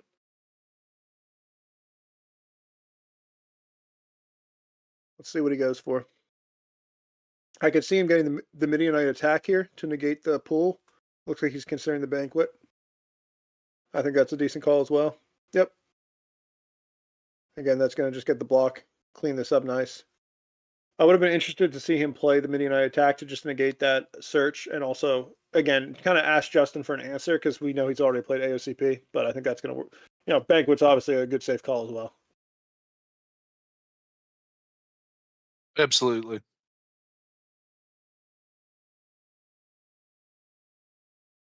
I tend to play pretty aggressively with the lead, which again, I think Josh is in the lead right now. So I think a Midianite attack would have been a much more aggressive call there to, again, just beg an answer from Justin that I'm not sure is there in it, but it also opens you up to a lot of stuff like Angel of the Lord.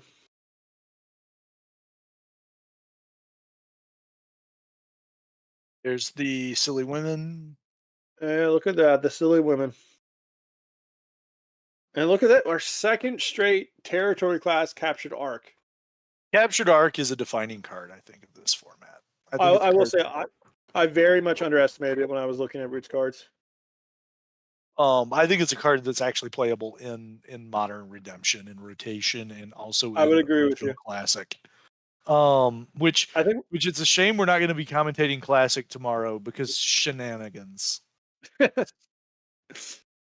Yeah, I don't have the brain power to try to conceive of what goes on in that type of format. Ain't nobody got no drought. There ain't no drought here today. The Lord has sent a rain, and it's all full of souls. You can tell Jay's from the South. Singing that gospel. Oh me. So let's see. Josh is going to a buckler. We got a buckler. Buckler! And he's probably going to go straight for Ishmael. He's getting a weapon. No, he's got Ishmael in his hand. I can see it on the front there. He's getting a weapon. Because he already got a weapon. He's going to He used a Soldier's Prayer for his TC a turn ago to get Board and Sword. So he's probably going to go get a piece of hell so that he can... Or he might get the Angel. I would say he can get Angel Chariots, I think. No. Or Israelite Archer. He's getting Israelite Archer, but he's got Angel Chariots, and we just can't see his hand because he's better at hiding that stuff from us than everybody else is. Yeah, he's not stream friendly. Well, to be honest, I mean, he's probably better at not showing things to his opponent as well. That's one thing that I'm notorious for is when I'm playing, I can see your hand. I've had players tell me that. Okay, so I'm like, I appreciate your honesty. So Buckler here, again, this is kind of a defining card come out of Roots. So we're going to see Buckler is the Roots any card. equipped heroes are going to be protected from harm from the opponent this turn. So we're going to probably see at least one, maybe two weapons drop down here, and those heroes are going to be protected from harm for the rest of Josh's turn. Yep, there it is. That's a is that Goliath Spear? You'll have to correct me there. I'm not as confident in my card. What card? The one on Ishmael? On Ishmael. That is this is an interesting arrangement. That is the band. It's not wow, the right Josh, thanks band. Josh, I can't see any of those heroes now, Josh. What are you doing to us? All right, so I got Armor Bearer to Israelite Archer to Ishmael. Armor Bearer, Israelite Archer, Ishmael, Heldai, Benaiah. Heldai, that's the middle one. That's the one I didn't recognize. He's sacrificing. Or he's gaining an extra card of draw, and he could have just had an angel. Then again, in this particular board state, it's not really a big deal because I don't think you're afraid of something like a Balaam's Disobedience right now, based on what Justin's showing. So, and he's gonna top deck the Assyrian Survivor. Let's see what Justin has to answer that, and I have a feeling the answer is going to be nothing.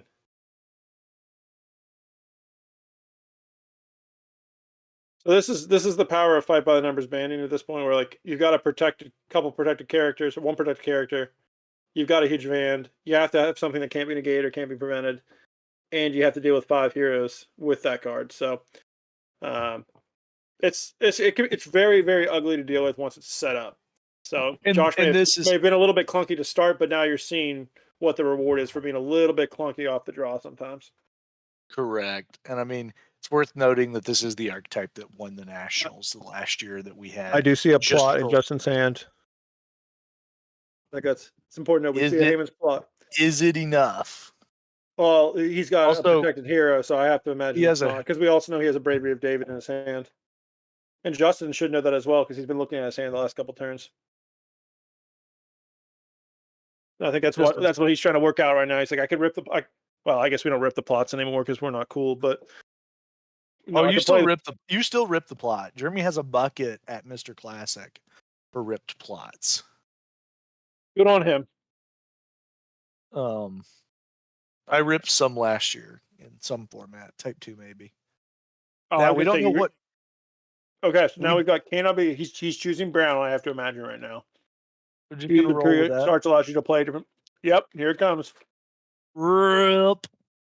Now I guess I was going to say the question is he going to rip it at the defense? But he can't because of the color guard. So he's going to rip it at the offense. He can.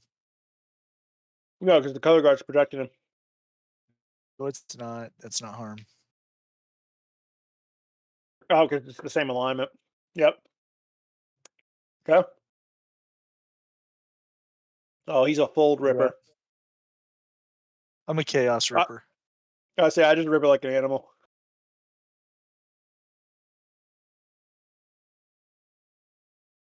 One time I did Heyman's plot confetti. Interesting. So he just dies to do that. Well, it's because now he has to look for Benaiah. Right. And by Benaiah, you mean Ira. Yeah. That one. So the blue one. The blue one. Now, it's entirely possible that Josh is just practically there because Josh is not stream friendly and we have no idea what's in his hand. Other than we know that he had Stiger. Justin's been playing and Thummim for the last 2. Fair.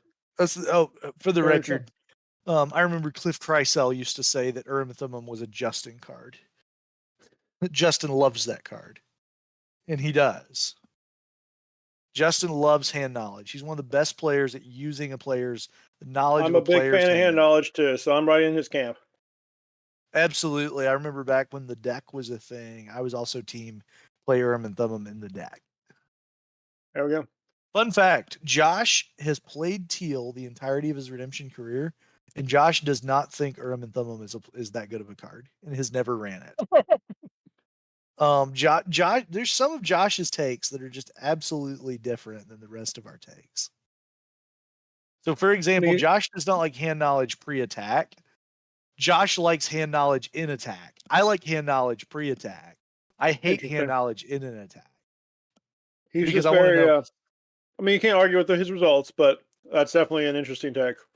You can argue with his you cannot argue with his results, but you also can analyze that his deck building is vastly different because he actually builds decks to only majorly have one attack, which makes sense. He's the 5 numbers banning deck.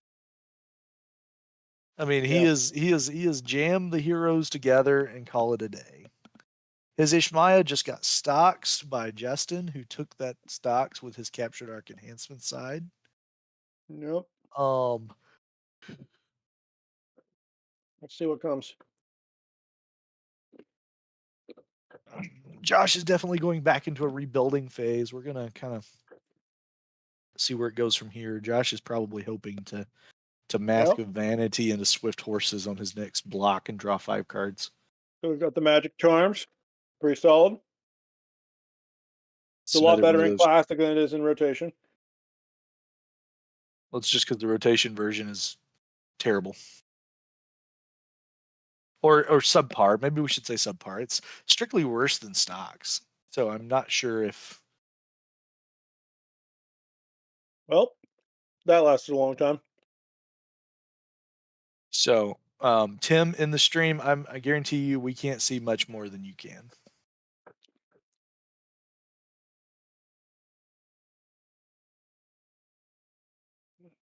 What lasted a long time? Yeah. The Magic Charms. Yeah, Tim. So we're seeing the exact same screen that you are to commentate off of. So we're seeing some hands on the far side. So Josh misplayed his use of Destruction of Nahashtan. Actually, maybe he didn't, because Justin could have then used Magic Charms to take 2 things in battle. So I guess he did. Yeah, correct.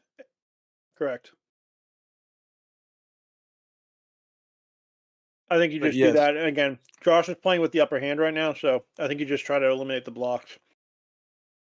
Yeah. Okay. So yes, the screen does cut out some of the stuff. Or the text does cut out some of the stream, but it doesn't cut out most of what we're seeing.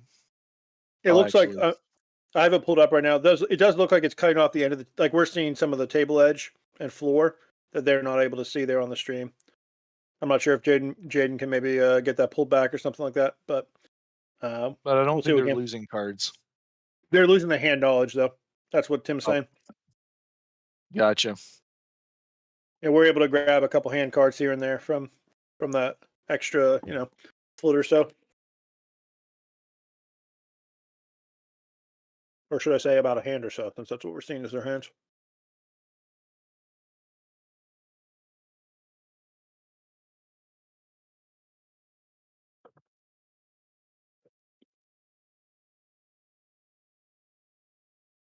I have so many different varying windows going on at the same time, so.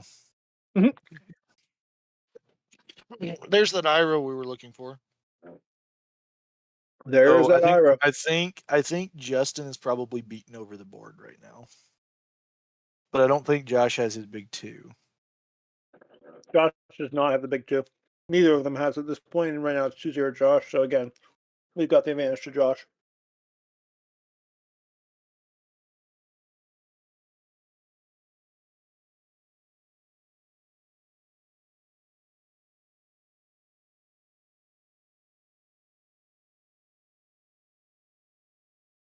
I think it's interesting how much of a slower pace that this game has had compared to Jayden and Brian. They were playing a lot more quickly and we'll say like with what's that word? Conviction. Whereas here, again, I think you're seeing both players use a lot of methodical decision-making power to kind of come to what they want to do. Absolutely. Again, not knowing Josh, I'm not sure if that's on brand for Josh, but certainly on brand for Justin.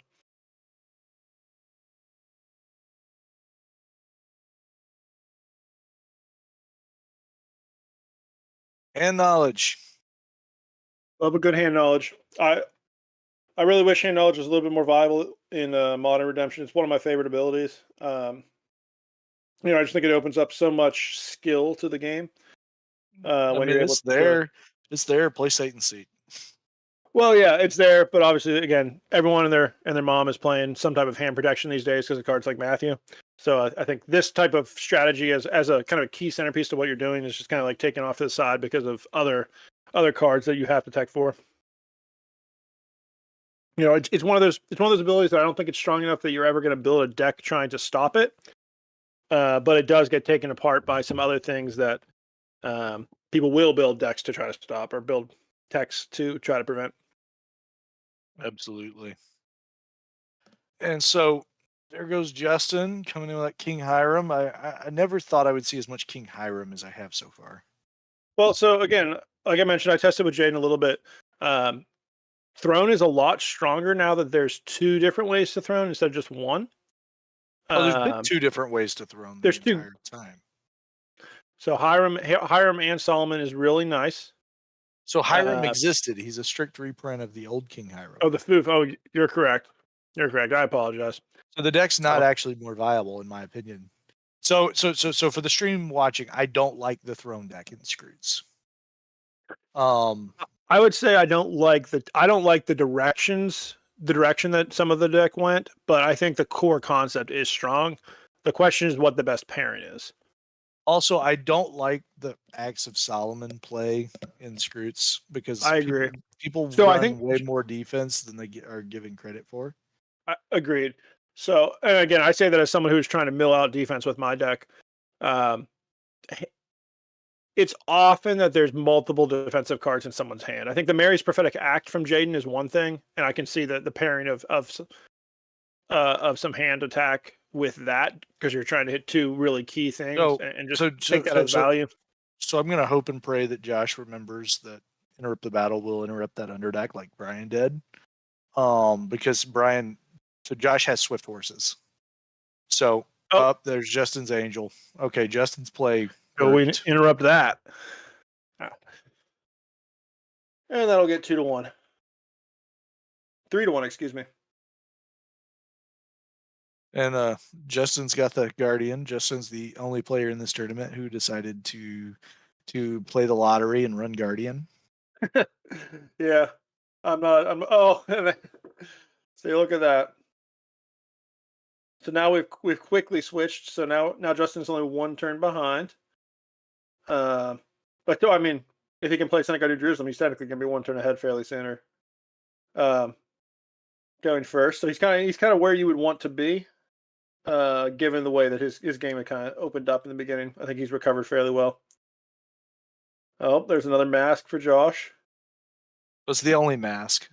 Josh just has those mask analogs, those mask predecessors. It feels like another mask, but just because so Dream is the prophetic expectation that Mask of Vanity has fulfilled.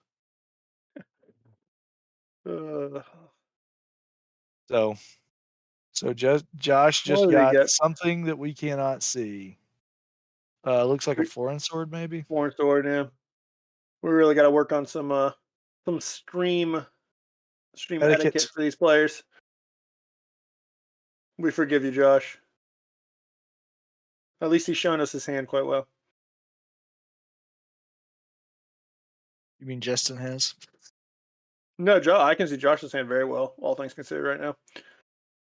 I can't. It's the way he's fanning. I can't quite tell all the cards, but I can see 8 cards front side. He's not kind of holding them more straight up.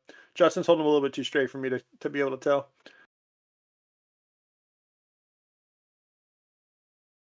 Yeah, so I think we're seeing, like I said, the best of Fight by the Numbers banding right now. When you can just kind of repeatedly push this forward and ask Justin to have an answer, there's not a lot of decks that can answer this more than a turn or two at a time. So I'm not barring a Christian Martyr on the IRA to prevent this from continuing. I don't really see what Justin is going to be able to do to stop this. So I feel like that's just going to be a matter of time. It looks like Josh has maybe got like 10, 15 cards left in his deck, so you got to think he's getting to the big two soon. The actual correct play, I think, for Josh here Well, no, it wouldn't have been. But a good play for Josh would have actually just been to strap 4 and sword on the Ace of Hell, choose Damsel, play Bravery. It's an alternative. It's actually not correct because Scattered doesn't exist. Scatter does not exist. That's correct. That's And why I personally think 5 by the numbers is the best deck in format.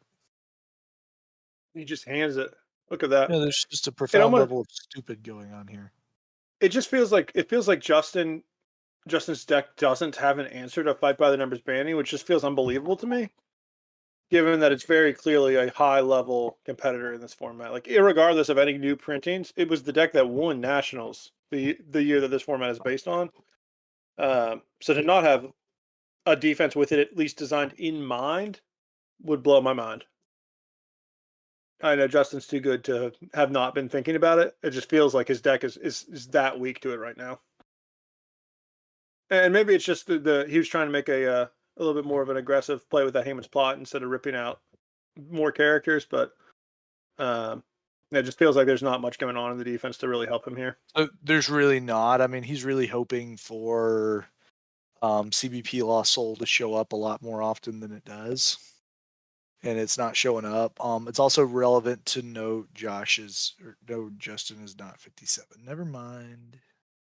I was gonna say I tried to count everyone. I don't see anyone run anything crazy. I saw 56, but that was the quote unquote the craziest that I saw.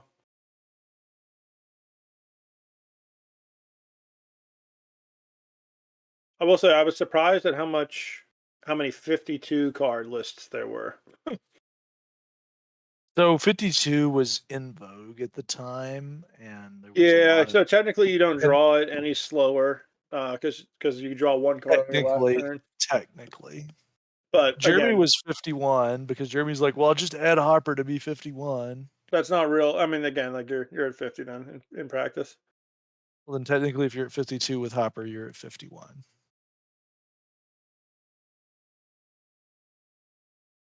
The best place to be is to play the full 42 card deck. Play the Hopper 50 card deck. That's the best deck you can build. Yeah, it's been painful to teach myself that because I was definitely one of those players that had a really hard time cutting out that last 2 to 3 cards of my deck. But it is strictly another King Hiram.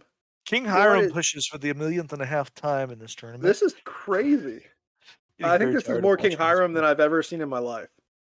I'm getting tired. I don't think this card was that heavily played in the meta at the time. I don't think Punisher. We got a Punisher. Okay, I think that's going to be a big out here. And the CDC. It's a shame that he got that together. It looks like Josh has 3 right now, but that's going to lock him out of other colors, which is very relevant. Obviously, he's got the Ass of Hell for a rescue, assuming there's not a martyr. But well, Josh also may just be in a game position to where he's looking for. Josh is counting his deck. Josh is looking. Correct. He's looking for it. And so he's got David. He'll probably draw into 1 because he doesn't have very much in that deck. And it's possible that it doesn't feel like there's any way to stop it, but at least we are seeing the obvious counters to this deck. Injustice deck just coming a little bit too late. So I would question having those 2 souls be the counter. There certainly can be a counter measure, but I probably need a little bit more. You absolutely need more. You absolutely need more. You honestly need to make defensive changes. You need to be brown, pale green, or gray, pale green. And we got the Ass of Hell now. Look at this. I think he's just trying to ask Josh to destroy his own offense.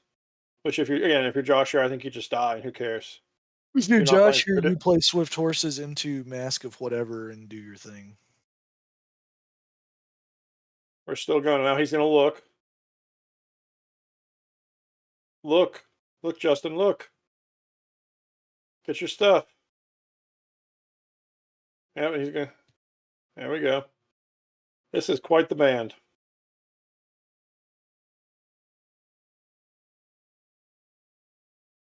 Oh. You going to take himself a grapes of wrath? That would be a play. That would be an excellent play right now. Don't even give away initiative. Just play the grapes. Oh. And there's initiative. Good game. I would have just grapes that. I mean, you're grapesing his entire offense. Yeah, this is game. He's got to get it. He doesn't have it. Oh man, he's gonna do it again though. What's that do? He negates every ability. He just Except negated. banding. It does. It isn't except banding. Okay, so he's Yep. at least negating the takes. He's negating the grapes of wrath. Again, this is keeping him safe, which I think is probably his primary concern here. Yep.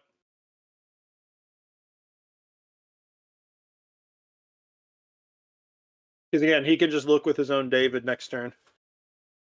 Well, I think he's low enough in deck. I think he decks out on a D3.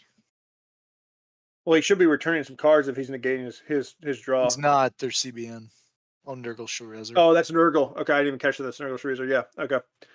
Yeah, like he's gonna win. Justin absolutely should have windmill slammed the grapes. Yeah, that feels like. I mean, if only to delay the Son of God New Jerusalem and try to buy yourself time that way. Like, forget about the offense situation. You're just trying to delay that Son of God New Jerusalem that's obviously in Josh's deck somewhere still.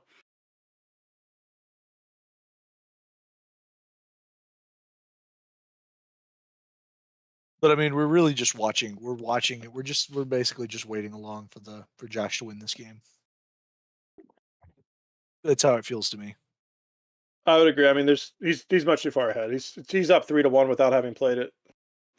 That's about as guaranteed as it gets. Especially with where his deck is at. There's the surrender. So Justin goes up to 2. Josh's stuff comes back over. And so now Justin is going to figure out kind of where he's at, do his discard phase, and then it's going to pass over to Josh. And I think that'll be kind of Jerusalem Tower. Can you tell me what that card does? I remember reading this card, but that's it's hand and deck protection. It has it does something else cute though. It has a cute ability that if you banish one or more evil cards, you may top deck an OT gold card from deck. Okay, so that's not relevant for Justin's deck. But it is relevant to mention that if you banish your own evil card, such as with Joseph in prison, that it would be a cute way to get that to top deck your own. These guys really need to pay attention just a slight bit to the fact that Josh's Hell-Die, or is that not Josh's Hell-Die? Does Justin run Hell-Die? Justin does run Hell-Die. You can tell by the sleeve. You see that white sleeve on the outside? Yep, I see it now. Thought that was Josh's Hell-Die. Because Hell-Die can. That's the game. There it is. That's the game. Josh gets it 5-4. Yeah, so I think it's fair to say we have the underdog winning twice in a row now. We've got the Alstad brothers eliminated. We have, we'll call it Alstad in absence, John Early not even present. So it looks like the classic belt is leaving the family. It's leaving the fortress, and we're going to see someone new take home the belt. I should say someone from a different family take the belt. Obviously, Jayden lost already. Do we have any news commentary team on the other game? John, on-site commentary team, do you have any help with us there? Is that game still ongoing between Charles and Chris? There's no telling if John is even watching the stream right now. I don't know, but I'm hoping. I'm making a call to the Wild. Are they doing on-site commentary again this year? I don't think so. I'm just trying to get someone's attention. Hopefully, someone's watching the stream, the computer with the stream. I'm hoping that they're hearing this, but maybe not. Maybe I should just send Jayden a text and ask him. Looks like they're talking through. So I think we had 2 really good games so far. Jay, like you said, I think it's my turn to take a little quick 3-minute break. I'll see you guys in just a second. Well, I'll hear you guys in just a second, I suppose. All right. Jay, you fill up the time. I'm sure that won't be too difficult. You are a pastor. You can always just preach a sermon in between if you don't know what to say. I can. All right. So enjoy your break, Alex. All right. So we are going into top 4. We have the winner of Chris Fachman and Charles Johnson versus Jeremy Chambers. We have Joshua Potratz versus Brian Jones. And so I'm really excited to sort of see these deck matchups. I'm looking forward to putting Jeremy's deck on stream next round. Excuse me. I'm just really looking forward to getting to see Jeremy's deck on stream in action. It's a really good list. I'm not going to spoil it until it's on stream, but I'm really excited just to kind of see where we're going from here. This was a really good game between Justin and Josh. It sort of started out slow. Justin really made a nice comeback there at the end. I'm really, really glad that we got to watch this game, got to commentate this game. I'm just really excited for where we're going from here. Scroots is a format. This game was more indicative of what Alex and I have seen in testing Scroots, which is decks will just sort of roll past. That defensive interplay of artifacts and grind and attrition that was going on in that prior game was really honestly beautiful between Justin and Jayden. It was really a game full of brilliancies, the denying of the Pentecosts. This game really has just been this game was really defined by Justin's early misplay. So if Justin's early misplay had not went off and he had been able to get that's AOC off at that point, this would be an entirely different game, and Justin would be your winner. But as it stands, that didn't happen, and so what we saw was Josh just doing the fight by the numbers thing. Josh rescued 4 lost souls naturally this game, and then decked out and played Son of God New Jerusalem. And I mean, great game between the two, but it really was marred by that unfortunate misplay into the color guard lost soul. For those of you watching on stream who might not have watched or played Redemption back in the day, Color Guard Lost Soul, this version of Color Guard Lost Soul is just a beautifully elegant card. It has Unity, evil character, Share Brigade. And after that Unity, it says, protect evil humans in territory from harm. This is beautiful. This card is beautiful. It captures the spirit. So Color Guard is named Color Guard originally because the priest's color guard would go into a site and it would say that evil characters in your territory are immune or protected in modern redemption language, because they're the same thing, from characters of selected brigade. And what this does is you put color guard in a purple site, and Authority of Christ, Ethiopian Treasurer playing Authority of Christ, does not discard your character. And this is beautiful. And it's beautiful precisely because the modern color guard says Unity, evil characters, Share Brigade. They all have to be the same color. Therefore, it is Color Guard. I really love Redemption Roots. I'm really excited that we're getting to showcase Redemption Roots in this tournament with this bracket format. The playmat shows off David versus Goliath. It sort of has that classic feel. I feel like we're kind of celebrating this year's releases for Redemption. We have that fundraiser, David Goliath art. I think you've kind of gotten to the bottom of the barrel. I was letting you go because you were preaching a pretty good sermon there about the color guard, and then you moved on. Well, sorry. My dog was doing something, and so I was curious about what it was. Yeah. So, have we gotten any news about the other game yet? It doesn't look like it. I have a suspicion it's probably still going, knowing what 2 decks are playing. So, I guess now that we're kind of waiting for that game to finish up, we're going to get to see one or both of those players. I'll say Chris is playing a modified version of the deck that I made a video about that I played in New York. So he's playing the exact same offense and defense, but he is spicy and he put in some teal sights. So there's a soft sight lock in there. There's not a whole sight lock. It's I believe 4 sights, 3 teal, 1 white. And then Charles is playing Genesis Egyptians, blue and gold Egyptians. Kind of a very classic deck, a very common pairing. Very, very strong, simple, like consistent deck. It does what it wants to do all the time. And that's really the strength of the deck. Absolutely. So we've got we've really got an interesting set of games. I'm looking forward to seeing who the next bracket is. There's Jeremy sitting down across from Charles Johnson. That's Charles. So the Genesis Egyptians have taken it. Lovely. All right. So Scrolls Around the Block versus Type 2 National Championship winner. Jeremy's got that awesome Star Wars shirt on. Charles is wearing some kind of sports gear. Sir, that's a Detroit Red Wings jersey. You should know that you're in Michigan. Oh yeah, Charles is from Michigan. Charles is actually big Red fun Wings fan. fact. Charles is from Allendale, Michigan, home of Ron Sias. Very Growing nice. up, they did not know one another, which is amazing. I say it can't be that big of an area. It's not too bad. Hey, have you actually. considered telling Jeremy he's not randomizing his deck right now? Did you not train him right? Jeremy, riffle. Jeremy actually does not riffle, which is kind of funny. Oh, Jeremy, Um, come on.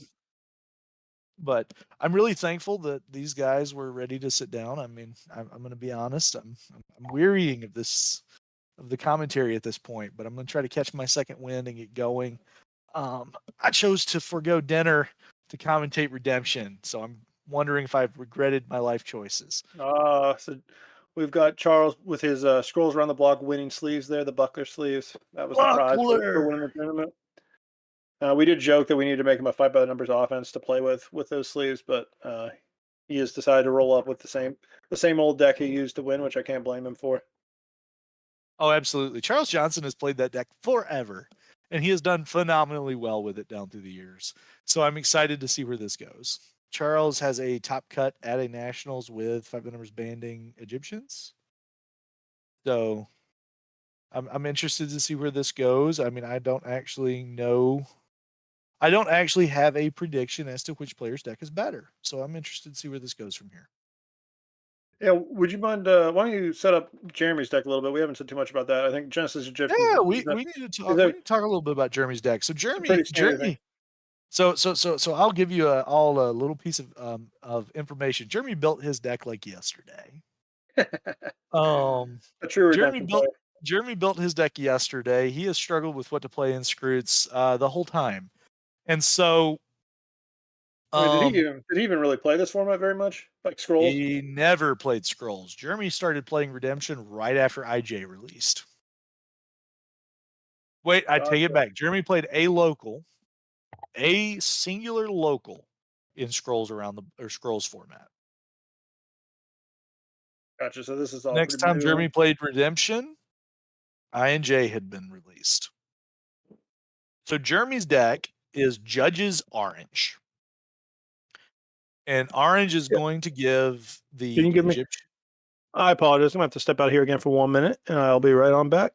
All right. So Egyptians are going to give, or Orange is going to give Egyptians fits. Because they have King of Tyrus, which negates their stuff. They have Prince of this World. They have Red Dragon. They have Add to Battle. They have a lot of things. And the question will be is if he can circumvent the ability the advantage that can be generated by Benjamin and Joseph getting CBN battle winners. But I believe it is possible given the fact that Jeremy plays the 1/1 demon behind the idol. Jeremy has a number of outs, and the question is how creative can Jeremy be? So here we come to gameplay, and I missed who's going first. But Jeremy has the Lost Soul that says, I don't care what your Lost Souls do. So we have Jeremy out here with 1 Lost Soul. Charles has Lost Souls. He has Wanderer. He has NT only. He makes a Lost Soul in Jeremy's Land of Bondage because 5 numbers Lost Soul begins the game. So Jeremy is flipping at cards, so it looks like Jeremy's probably going first. So that's pretty legit. I think this may be the game where the player goes first wins the game, so we'll see. But it may not be just because Jeremy's judges are good. And also, I don't know. I don't know which one's going to block which. But Jeremy goes Angel with the Secret Name, going to deck turn 1 to Jair. So here comes Jair to draw some cards. Jeremy shuffles that Angel Secret Name into his deck. And Jair's going to come in and he's going to draw 2 cards. So Jeremy coming in hot with some card draw. So Jeremy's hand contains a Jail's Nail. So Jeremy has a fight by numbers. And so Charles Johnson blocks to, when I say fight by numbers, I mean a CBN, CBN negate and discard. And Jeremy comes in with a Jail's Nail to CBN negate and discard the Egyptian Horseman from Charles Johnson. Does Charles give out a free soul? He does. Jeremy has been surrendered Wanderer. So here we go. So Charles Johnson drawing his cards, draws 3. He draws Punisher, which is negated by the 5 number soul. Jeremy has Soul token, 5 by the number Soul. Stocks for Jer. So Jer has now been captured. So the stocks has been used once in Charles's list. So Charles, now we have Joseph, rescue, go to deck for Storehouse. So that Storehouse is enabling Charles's Dreaming Pharaoh. So how will Jeremy block turn 1, Joseph? That is the question.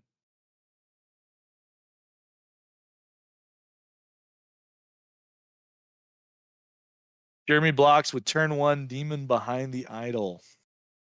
What kind of shenanigans does my brother have in his hand? So Jeremy plays Worshipping Demons to protect Lost Souls from rescue. So that will pass initiative to Charles in Stalemate. Charles has stuff. Charles has Obedience of Noah to negate the Worshipping Demons, which will pass initiative back to Jeremy in Stalemate, because Jeremy doesn't have an evil character for him to choose the blocker. So does Jeremy have another enhancement? Jeremy passes, so now we see Ruben's Torn Cloth to CBN, withdraw or underdeck or do something to the.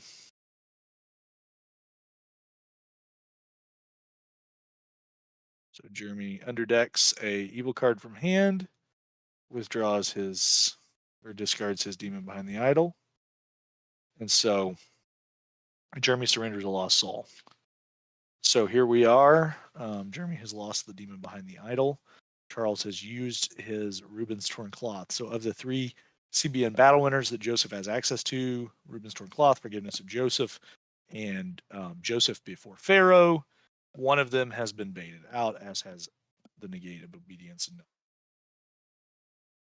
So currently both players are sitting at 1-1. I have returned. I apologize. Children were calling. I understand completely, my friend. Yeah. Someone was pretty, a 4-year-old was pretty upset that she couldn't say goodnight, so we had to go say goodnight and give her a little tuck in. But that is the glories of creation. Amen. All right, so Charles has Dreaming Pharaoh in territory with Egyptian horses, so that's play first option. Jeremy has a handful of stuff. I'm noticing that players are definitely keeping characters in their hand. So Jeremy who went first? Jeremy went first, so Jeremy And now it's has 1-1? a solid. Jeremy has a solid turn one turn advantage. Yep. Okay, great. Perfect. Oh, this is interesting. So Jeremy has Ead's dagger.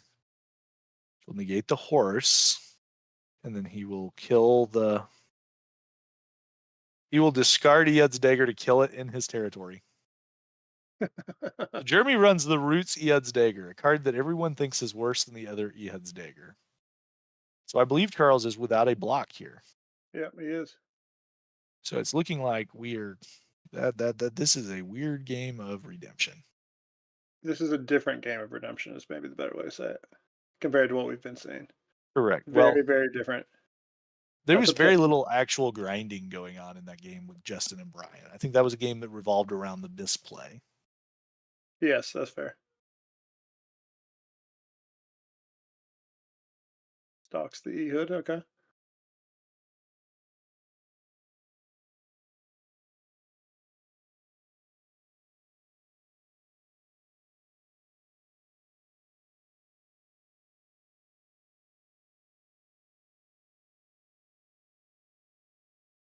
And then there's a freebie. What a game.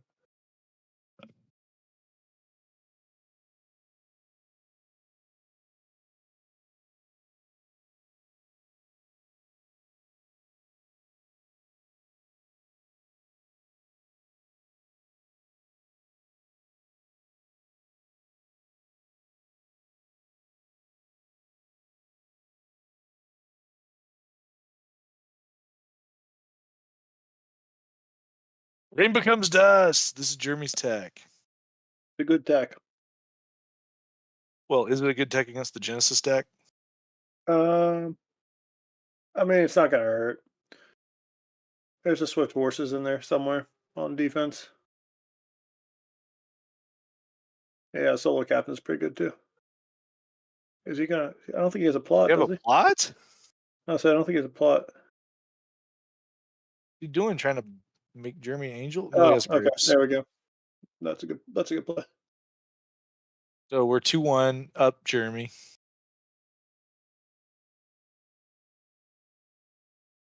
These guys are working off really low resources, which creates this really interesting game here. Well, neither of their decks are, I would say, like particularly draw heavy. Maybe is the right word. They're consistent. Jeremy's can knock some draw up there. He's got Deborah. He's got auto to Deborah to Egyptian Archer to Captain with horses for a D4 by the numbers attack, which is pretty good. I don't think they're quite as committed as the previous players have been to drawing, though. No, neither. They're not. The previous players have been very committed to drawing, and these guys are just playing redemption and trading Good grief. souls.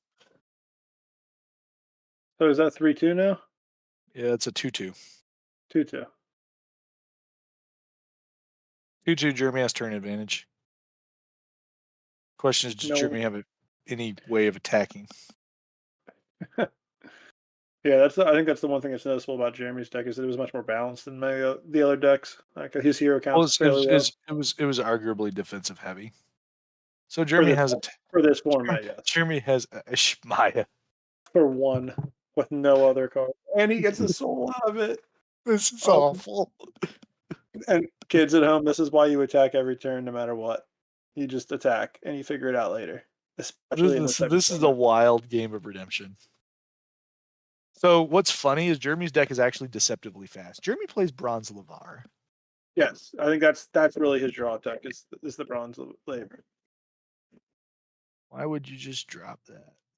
Well, I guess it's fine now. That would have been a great block into something.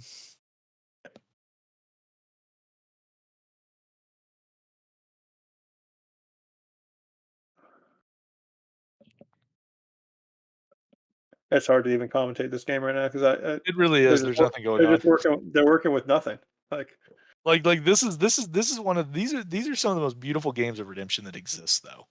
Because sometimes it's just like whatever. And then sometimes there's brilliant tactical games. I really like the fact that we're getting the gamut of what redemption games could be. There's brilliant plays decide who wins, and then the measured player. I mean, Genesis is terrified of demons. I was say, but you have to assume he has something else. He has Son of God, New Jerusalem in his hand. Oh my gosh. Oh. Jeremy doesn't run mayhem.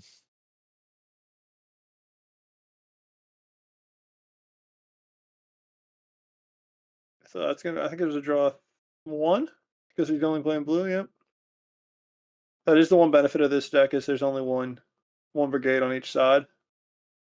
So there's not, and then yep, can't brigade enhancement. So this is why I wonder why he angeled in territory because he could. I guess it doesn't matter a ton now, but so now we know he didn't have the right cannot be negated enhancement. I mean, you can just angel it if he brings it into battle, then you're in the same situation. Absolutely. It feels like an unnecessary use of resources. Again, you ask Jeremy to give you that answer, and then you get rid of it. Well, that's a pretty good soul to draw as far as souls go. Again, there's no Son of God doesn't negate stuff in this format. And Jeremy wins. This is hashtag dumb Scroots game. I think this is the type of game that made people hate redemption back in the day. This is the type of game that makes people prefer doing this tournament as a best of 3. That's fair. That is fair. Because that was a criticism we received last year is that it would have been better if it was best of 3. And I would agree with that. I think any top cut scenario, any single bracket scenario is going to be better with best of 3. Obviously, we're working with time constraints, so we are.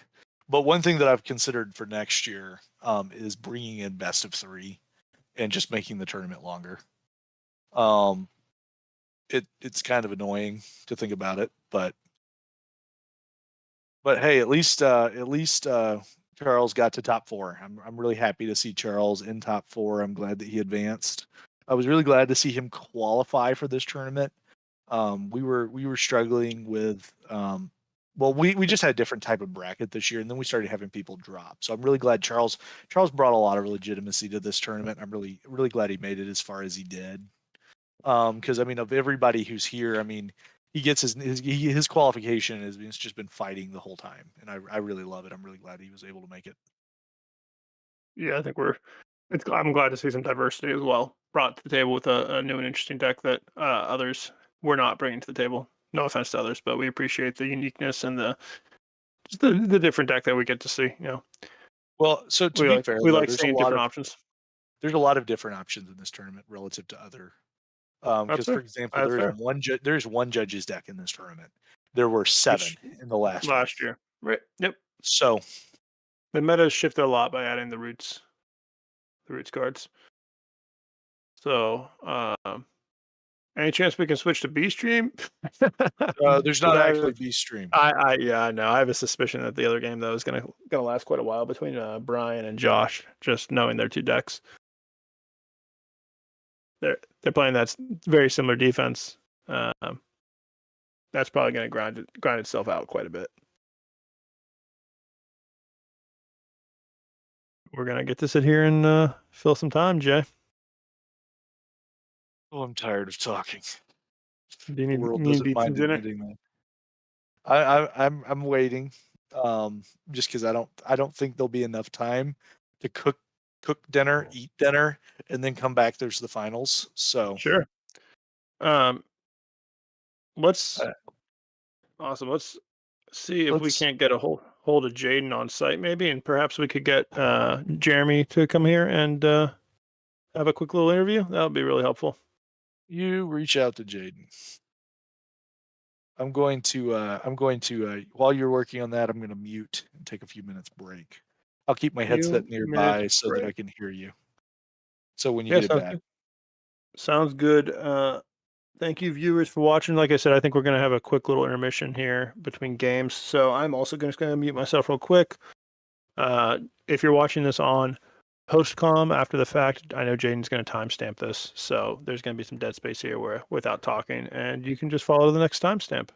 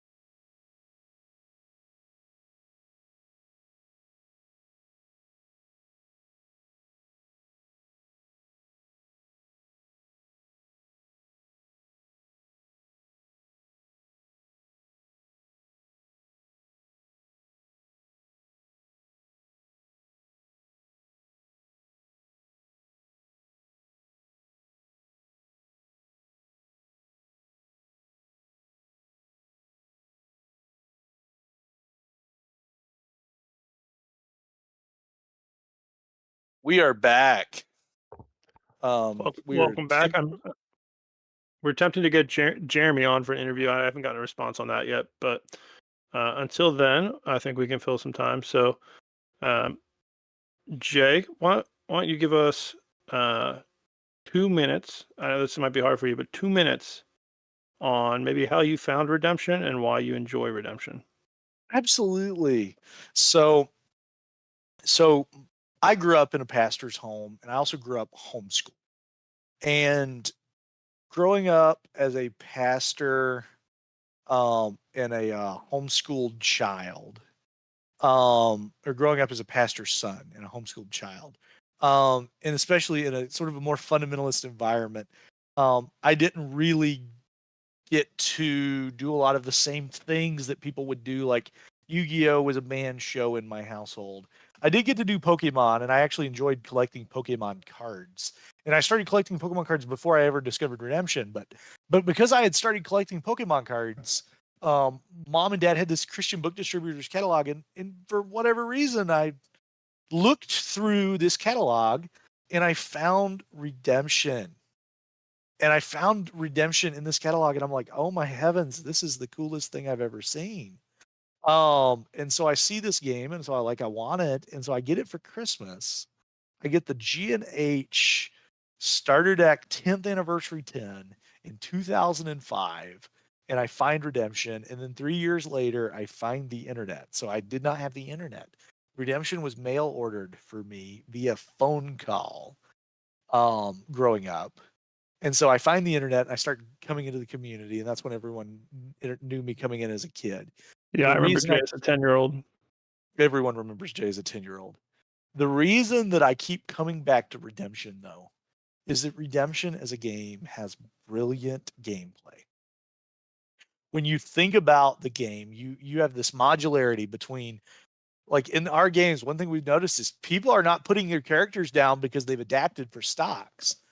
So like you don't know what you're playing against. It's almost like you're playing poker, but like poker, it's like poker, but there's a chess element, and then there's also it's and then there's a resource management game going on where you're trying to manage the resources of cards, time, and opportunity.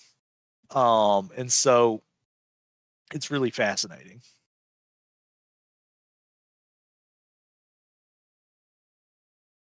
So anyway, that's kind of how I came to Redemption. That's how I keep coming back because it's just such a brilliant game. I've played Redemption now. This is year 19 of playing Redemption, and I am just so excited for what Redemption is doing. That I've played for 19, nearly 20 years, and the game's near 30 years.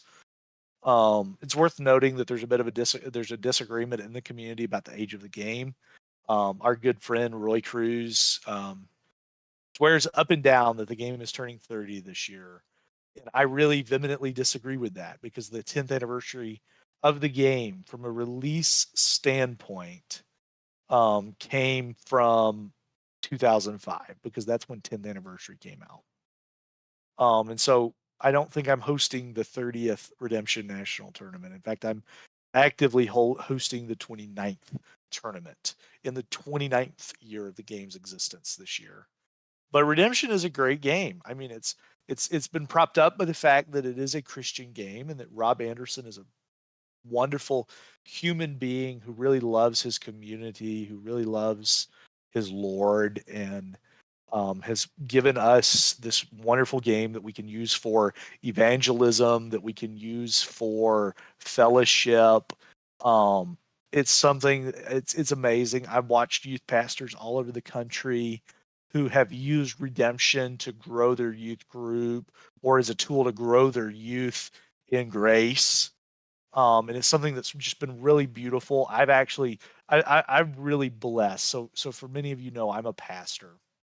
And as a pastor, I'm a senior pastor. So I'm not just a youth pastor, but I'm a senior pastor. And one thing that's been a blessing for me as a senior pastor and as a preacher of the gospel is that I've actually got to preach for some of my brothers in Christ who have youth groups. I've preached for Chris's youth group in Knoxville The night before nationals started, I went to his church and preached there at Meridian, and I preached his youth group, and we preached about I preached on justification by faith. It was a really wonderful time. And then also Chad France out in Oregon has a really big youth group and a really big redemption play group. And so he actually invited me to come and to preach at Snow Jam, which was a wonderful experience. I got to preach a sermon series on how all the Bible fits together and to really encourage his young people, his youth, deeper into their devotion with Jesus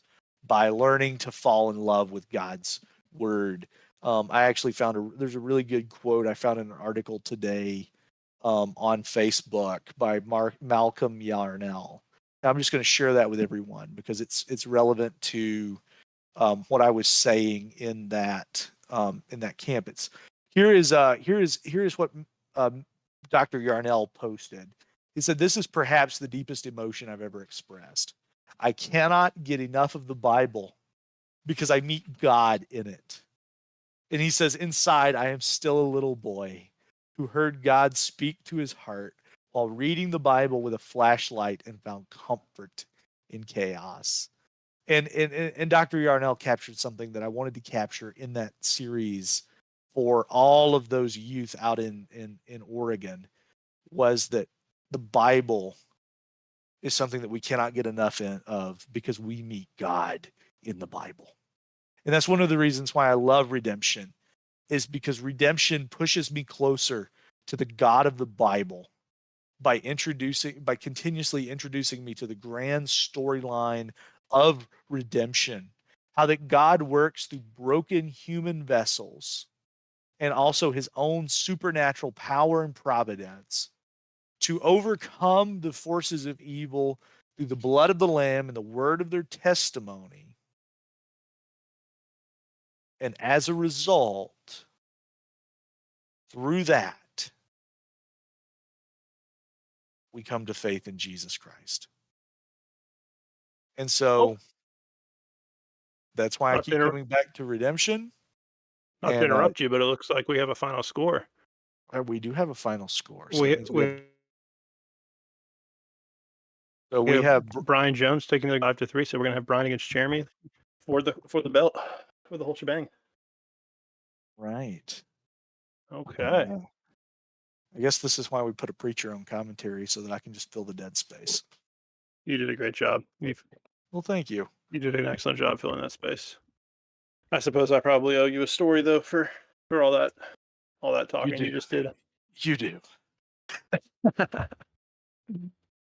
Awesome. Yeah. Well, I found redemption kind of similar to what you're saying. I was always interested in like Pokemon, Yu-Gi-Oh. I had some of those cards.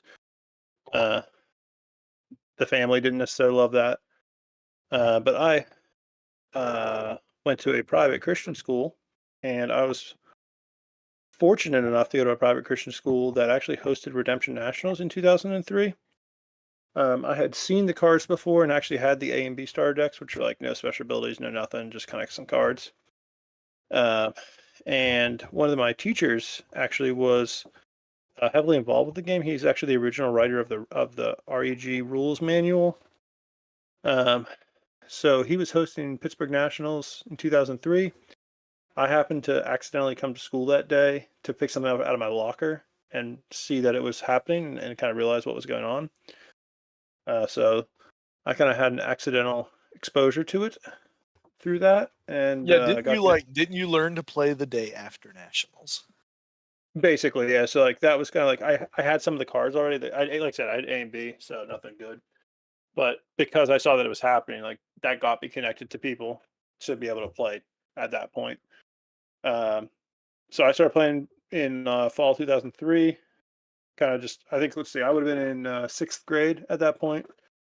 So I was kind of just playing around town for the next couple of years. And then at some point in there, discovered the forums. In fact, I remember the easy boards, which I don't think you were around for because you're younger than I were. But it was like easy boards. The easy boards were like spam on steroids. And they were very tough to navigate, and they were a disaster. But I joined them just in time to kind of get migrated shortly thereafter to the current forums. So I was able to play online, and then I was fortunate enough to kind of be one of the only people in my area who continued to play for a long period of time. And so I got some exposure to Timur Zajewski, who went to college in Pittsburgh. And then I got to help play test with Mike Birkenpass. So I actually play tested the Garden Tomb set a little bit, and kind of continued my redemption career from there. Just having gotten the exposure to online, it just really helped me to continue to want to play because I had other people to play with. I felt like I had a community to play with, even if I didn't have a lot of people locally. I did not have a community to play with. It was Jay and Dad for years. Yeah. Oh, the belt. A belt. So we have Jeremy Chambers versus Brian Jones. The two biggest wrestling fans in the Redemption community are playing for the Redemption Wrestling title belt. Probably a good thing that we don't have them at Jeremy's wrestling ring that he has in his yard, because I don't want to know what unholy things my brother is capable of doing. I think if he wins the belt, I expect to see a whole walk up music and a whole little video in that yard. Then that would be great. Isn't Hendrix a pretty big wrestling fan too? Hendrix is a pretty big wrestling fan too. Also, both. I believe I want to maintain the second place runner up getting another invite to Mr. Classic. So I believe both men have locked to their place in next year's 8-man bracket invitational. I mean, if you don't let Brian Jones play, he's just gonna rig the ballot box. So you probably ought to give him a spot. I was gonna go this entire stream without saying a word, and here you are, being a muckraker. So here we are. Brian is sitting down. He is now moving the belt. He's liking the belt. Is there an evil character icon anywhere on there? Just Artifact and Soul? Just Artifact and Hero? Artifact and Hero. So Brian has defeated Josh P. In the last round 5-3. And so now it is Brian and Jeremy. And you and I were not fans of Brian's deck, and here he is proving us wrong. Yeah, I will say Brian's is one of the last decks that I saw, and I think as soon as I saw it, I think I messaged Jay and said something along the lines of, "I absolutely hate this deck." That is exactly what you did. And so, here we are, ready for Mr. Classic. Jeremy's probably in the bathroom. It goes to show that even the best commentators get them wrong sometimes. Well, what I did have is I had Jeremy going all the way. So I didn't actually fill out my bracket, but if I'd filled out a bracket, I would have probably had Jeremy and Josh here. And I would have probably had Jayden getting beat by Josh. And here we have Brian. Yeah. So Brian is the bracket buster in this tournament. So it looks like Tim has asked us a question on here. We missed somebody. So he's asked, what surprised us so far during this tournament? I think we've kind of just answered that, but I would say I'm definitely surprised at Brian's little run here through. I think based on looking at the deck list, I would have predicted Jeremy out of that side. I really looked his deck list the most. I think Brian's deck, in just watching that first game with Jayden, was a lot more consistent and clear than I thought it was going to be looking at it on paper. So that's a credit to the deck runner and to the deck builder side of Brian's game there. So Brian is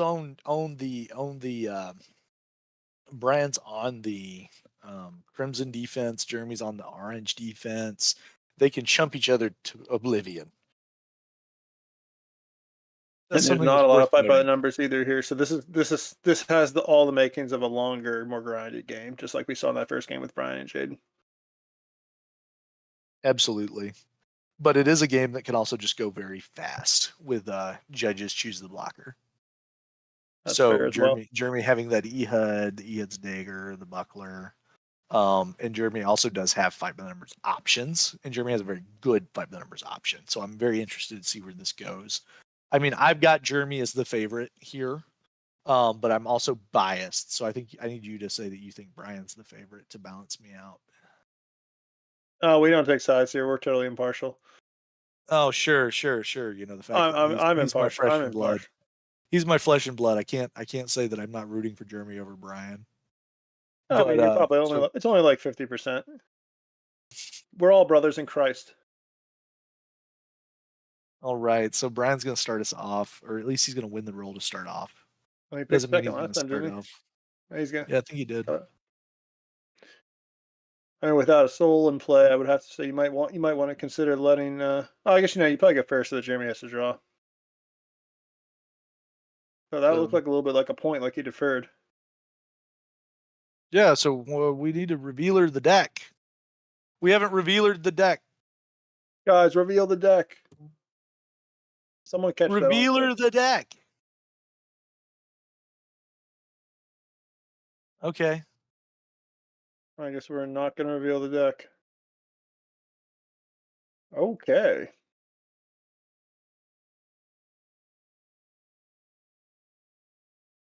Oh, Deborah Jeremy is Band. Jeremy is attacking with Deborah the Israelite archer. I mean, as he should. There's no reason not to attack. There is no reason not to attack. By this point in the game, he does probably have a good sense of what Brian is playing. So that counts for something. I have to imagine he's asked around or been told. Maybe not. Jeremy doesn't talk to people. I feel like in such a small area, he has to know what he's playing against. Even if it was accidental. He wasn't. I guess he was playing at the same time as Brian both times, so.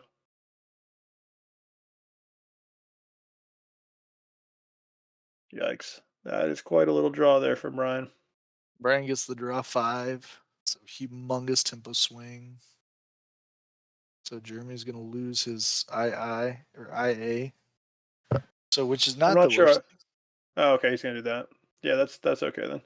I was about to say I kind of rather keep the archer in battle just because there's probably some enhancements that might fit better.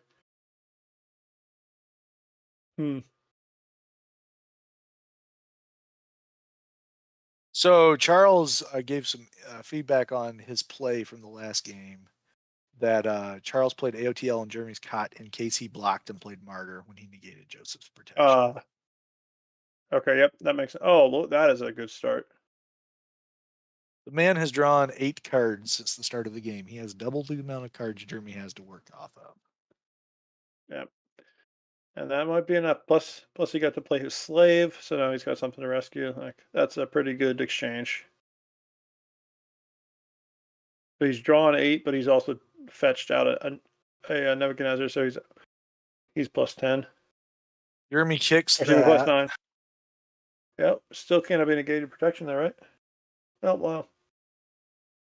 I'll do that. He drew out an angel. Okay.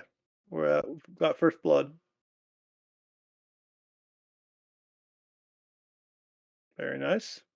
Looking a little scant for Jeremy right here. Yep. But not drawing souls is a pretty good strategy. So let's hope he keeps that up. It is a good strategy.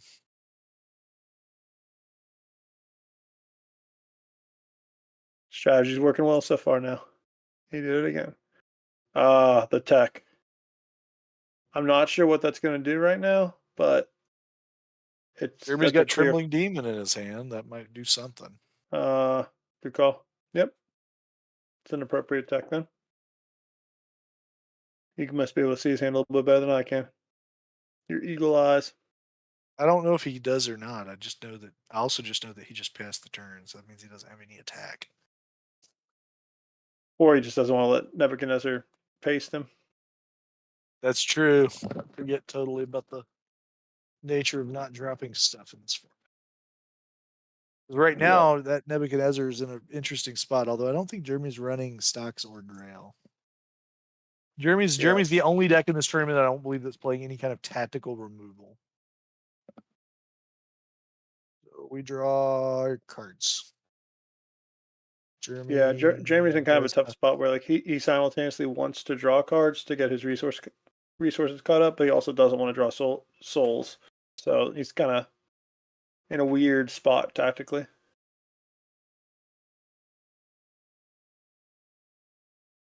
That's a Nurgle.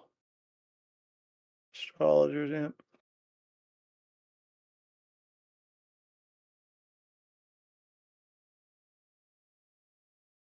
Yeah, that's a pretty ugly territory for Jamie to be dealing with.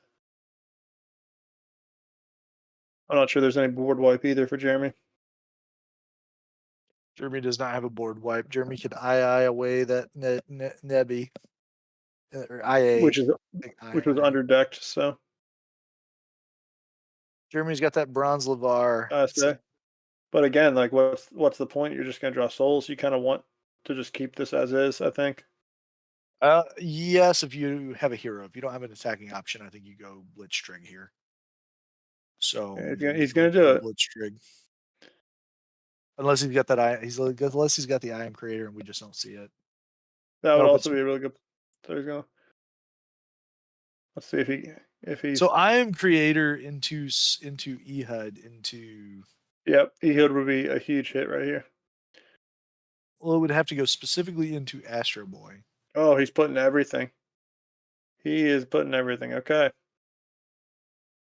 What if he's got gates in the hand, or if he's just doing this because he feels like he needs the hero? Hopper. That's a soul, but this is So quite the drought. Jeremy does Quite the have drought. the dagger. Let's see. You gotta think he has some option. He's got a Gideon. He's doing it. I like it. This is a surprisingly scary rescue attempt thanks to Edict. I want it. It's gonna sound insane, but it's just gonna get Bells banqueted. well, that's what I was saying. It's gonna sound insane, but I wonder if he's just gonna go get Banquet. He's got it in his hand. He's gonna go get Dream. He's gonna add Dream. Perfect. Jeremy is not letting Brian take incremental advantage off plays. So like Jeremy's not putting stuff down to get Yoke of Iron, which is good.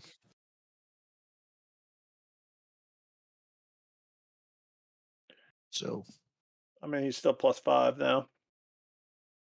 And yep.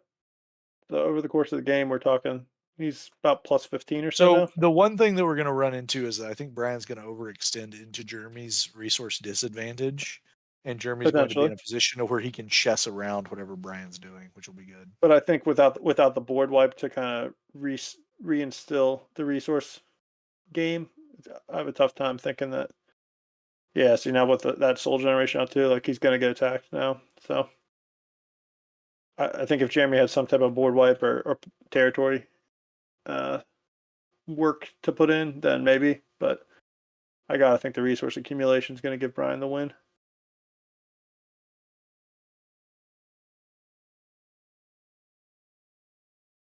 I'm just going to have to see it. I mean, look at that hand. Look at that hand.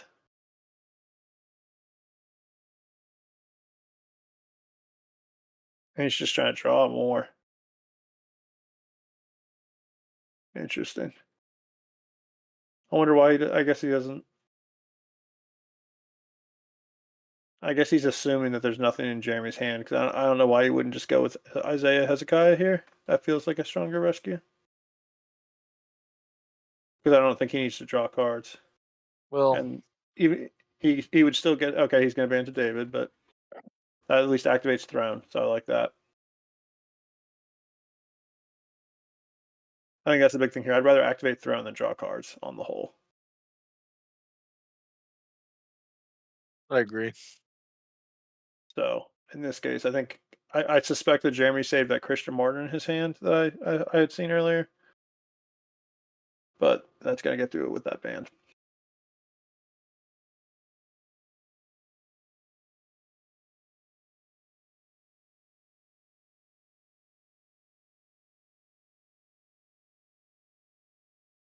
Thinking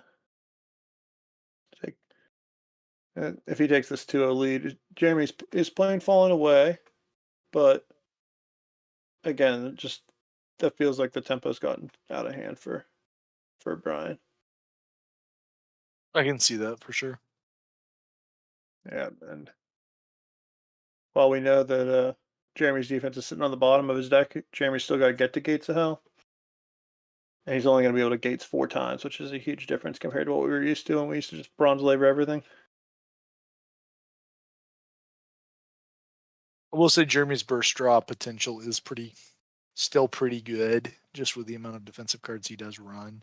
I mean, it's possible that he finds the play over this board that'll get him some souls. But I will say I don't necessarily see the comeback happening just from the sheer resource disadvantage. Yeah, I just think it's going to be too much to overcome. I agree. I think Jeremy's managing his board well and trying to make it happen, but I mean, look at the difference here. I would say Jeremy's got the more winnable game than some of the games we've seen, but I don't think Jeremy's got a winnable game. I think Jeremy's in an okay spot because he hasn't drawn souls, and that's going to end soon. We've got that soul token generator, so. Oh, no, we don't. Even still, there's just he's not going to be able to buy himself enough time. Yeah, that's a good play. That's a very good play. So now it's got 4-0. Are we going to get another blowout, or are we going to be able to pull this one back? It would be cool to see this come back a little bit, but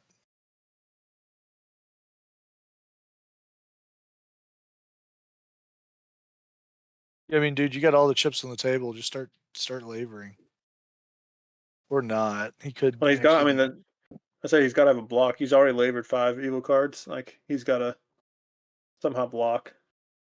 He labors 1. Labor's 1. It's the guy you don't block with anyway. So. Yep.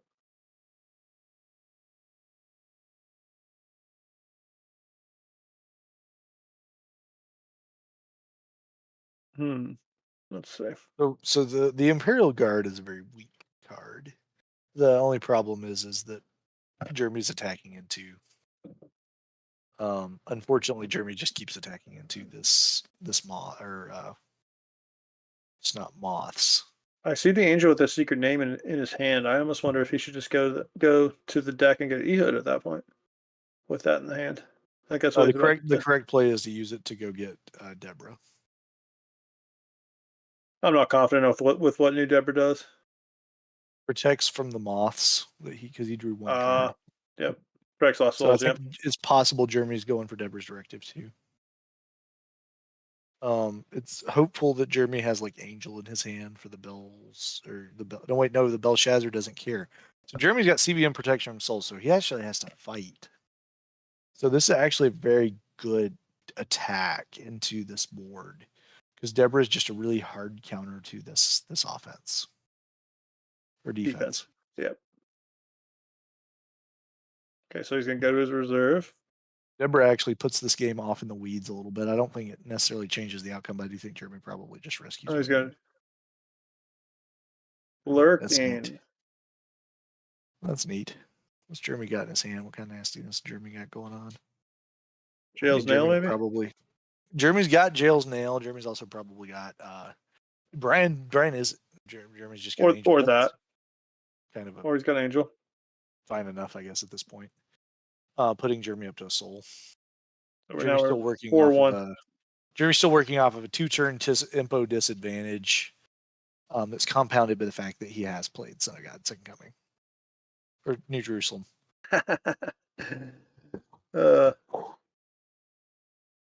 So we're 4-1. Oh, 4-0. Brian going for the complete lockout.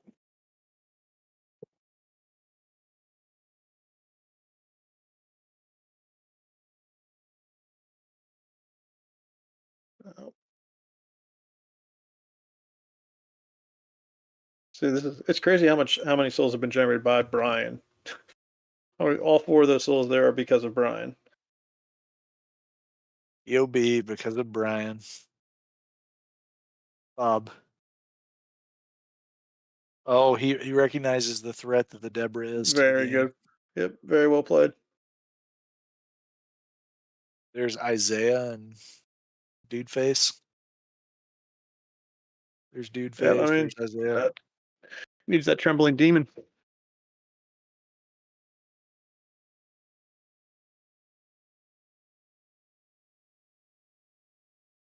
Desperation block.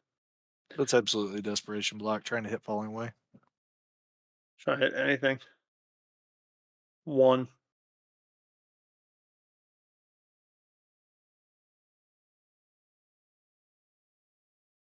Everything is just the journey of one in this tournament. I think Brian just I don't know what Jeremy's got in his hand. So I can't I think predict this on is the Jeremy. game, especially from Throne. Look at that. That's the game. Very well played, Brian. I say you can't even grapes now. I can't do anything. Wow, what a game! 5-0. Great job, Brian Jones. That's our 2024 Mr. Classic. Brian Jones, Player's Choice. You've stuffed the ballot box, but you've played your way through, so you have Second earned this chance one. qualifier, so I guess we can still call him player's choice. All right, so Jeremy and Brian have locked next year Mr. Classic spots. Jeremy's top card was falling away. Wow. One card difference would have changed the It game. wouldn't. Not really.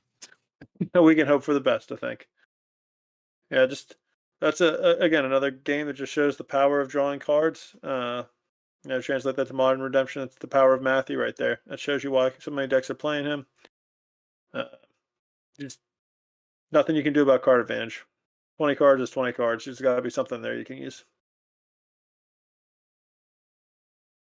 So for Tim, what is a card we saw that didn't show, that we expected to see that didn't show up? I expected a whole lot more Angel Under the Yoke. Yeah, I don't think we saw a single Moses.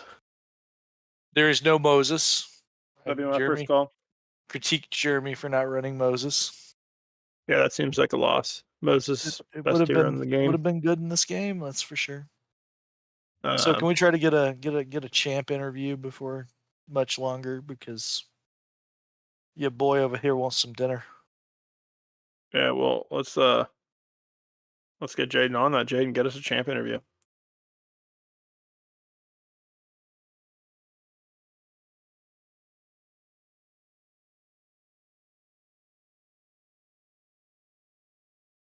See, Brian hasn't listened to the stream yet either, so we don't have to tell him that we thought his deck was bad.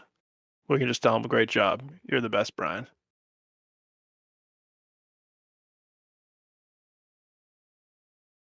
Man, Jay, are you there? Yes, I'm I'm here.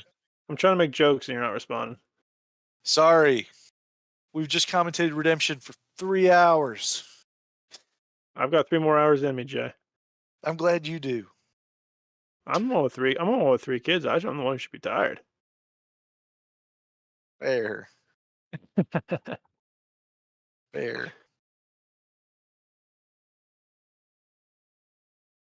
But here we are. I would say best of 3 matters there, Tyler.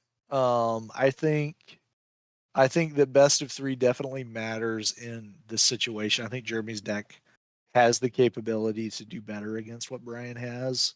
Well, Because I Jeremy think didn't see Gates of Hell, he didn't see, but I do think that the I deck think what best matchup of is poor. I think what best of 3 changes, and I think again with Redemption having not ever really played best of 3, I think some people might be underestimating this, but you actually can learn a ton about decks in game 1, and that can change the way that you interact with the decks in games 2 and 3. I can think of multiple Pokemon games that I played in tournaments where, maybe you're in like an okay matchup or even a bad matchup, but in game 2 you're able to play your way out of a bad situation because you have a better sense of what is or isn't in someone's list, and that changes the way that you approach the game. So I think because Brian had drawn so much, Jeremy had a good sense of what was in the deck. So at that point, he could be changing his play style and his attacks with that type of knowledge going into game 2 and game 3 if he got there.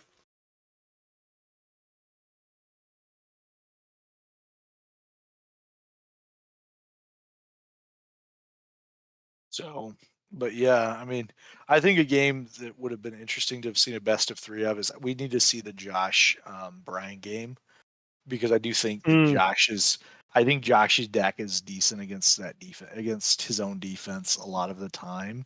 Even though Nebuchadnezzar Swift Horses does allow for you to interplay into that. But Yeah, I think that's I think he's, if I remember correctly, he won 5-3. So I suspect that was probably a pretty even game that he won with Son of God in New Jerusalem. But I'll be looking forward to see that. Sounds like we won't be able to get Brian on for an interview. He's got quite a few in his care, so he's not gonna be able to step on. I know that Jay, you're probably getting quite hungry at this point. absolutely, I want to say that this was a great tournament.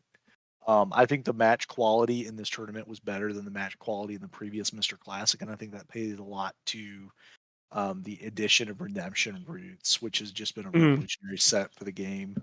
I'm really glad we got to celebrate Redemption Roots. We got to celebrate the release of K&L. So this starter deck actually, or this playmat is actually a nod to the release of K&L, because they did the fundraiser cards. And I saw the art for David and Goliath, and I'm like, we have to do it. Fun fact, that art is actually used on Am I a Dog? The Lord Delivers as well. So it's art that's on those cards. But anyway, I just want to thank everyone out in the Redemption community for watching the stream, for listening to 3 hours of myself and Alex Olijar as we've been commentating these games. And so this has been wonderful, great to have. And I just want to give Alex the chance to say a few words here before the end. Yeah, awesome, guys. Thanks so much for tuning in. I know how much of a slog 3 hours of Redemption watching can be, or of any game. We really appreciate you guys sticking with us. We're excited that we were able to bring this to you. I know this is something that I think Redemption is sorely missing, just because of the numbers of people that we deal with in Redemption in comparison to other games. So I was really excited to be able to have this opportunity to commentate a few games, hang out with Jay, and just reminisce about good old classic Redemption that I remember back in the day. Absolutely. This has been a real blast. I'm really thankful to be able to spend time with my good friend Alex. And yeah, just been great. Really was a great finish to a somewhat rough day for me. So I'm really thankful for that. So yeah, absolutely. We're really glad you could join us. And we look forward to the Mr. Classic Invitational 2025, Lord willing. And I would say I certainly hope to be a competitor next year as opposed to a commentator. As fun as this has been, I see that belt, and I want to get that belt. Commentators have 100% odds of playing in Mr. Classic the next year. Josh and Hendrix commentated live last year. Both of them played this year. Odds are in my favor. The odds ever be in your favor, sir. All right. Sounds good. We'll sign out on Mr. Classic 2024. Awesome. We'll see you guys later.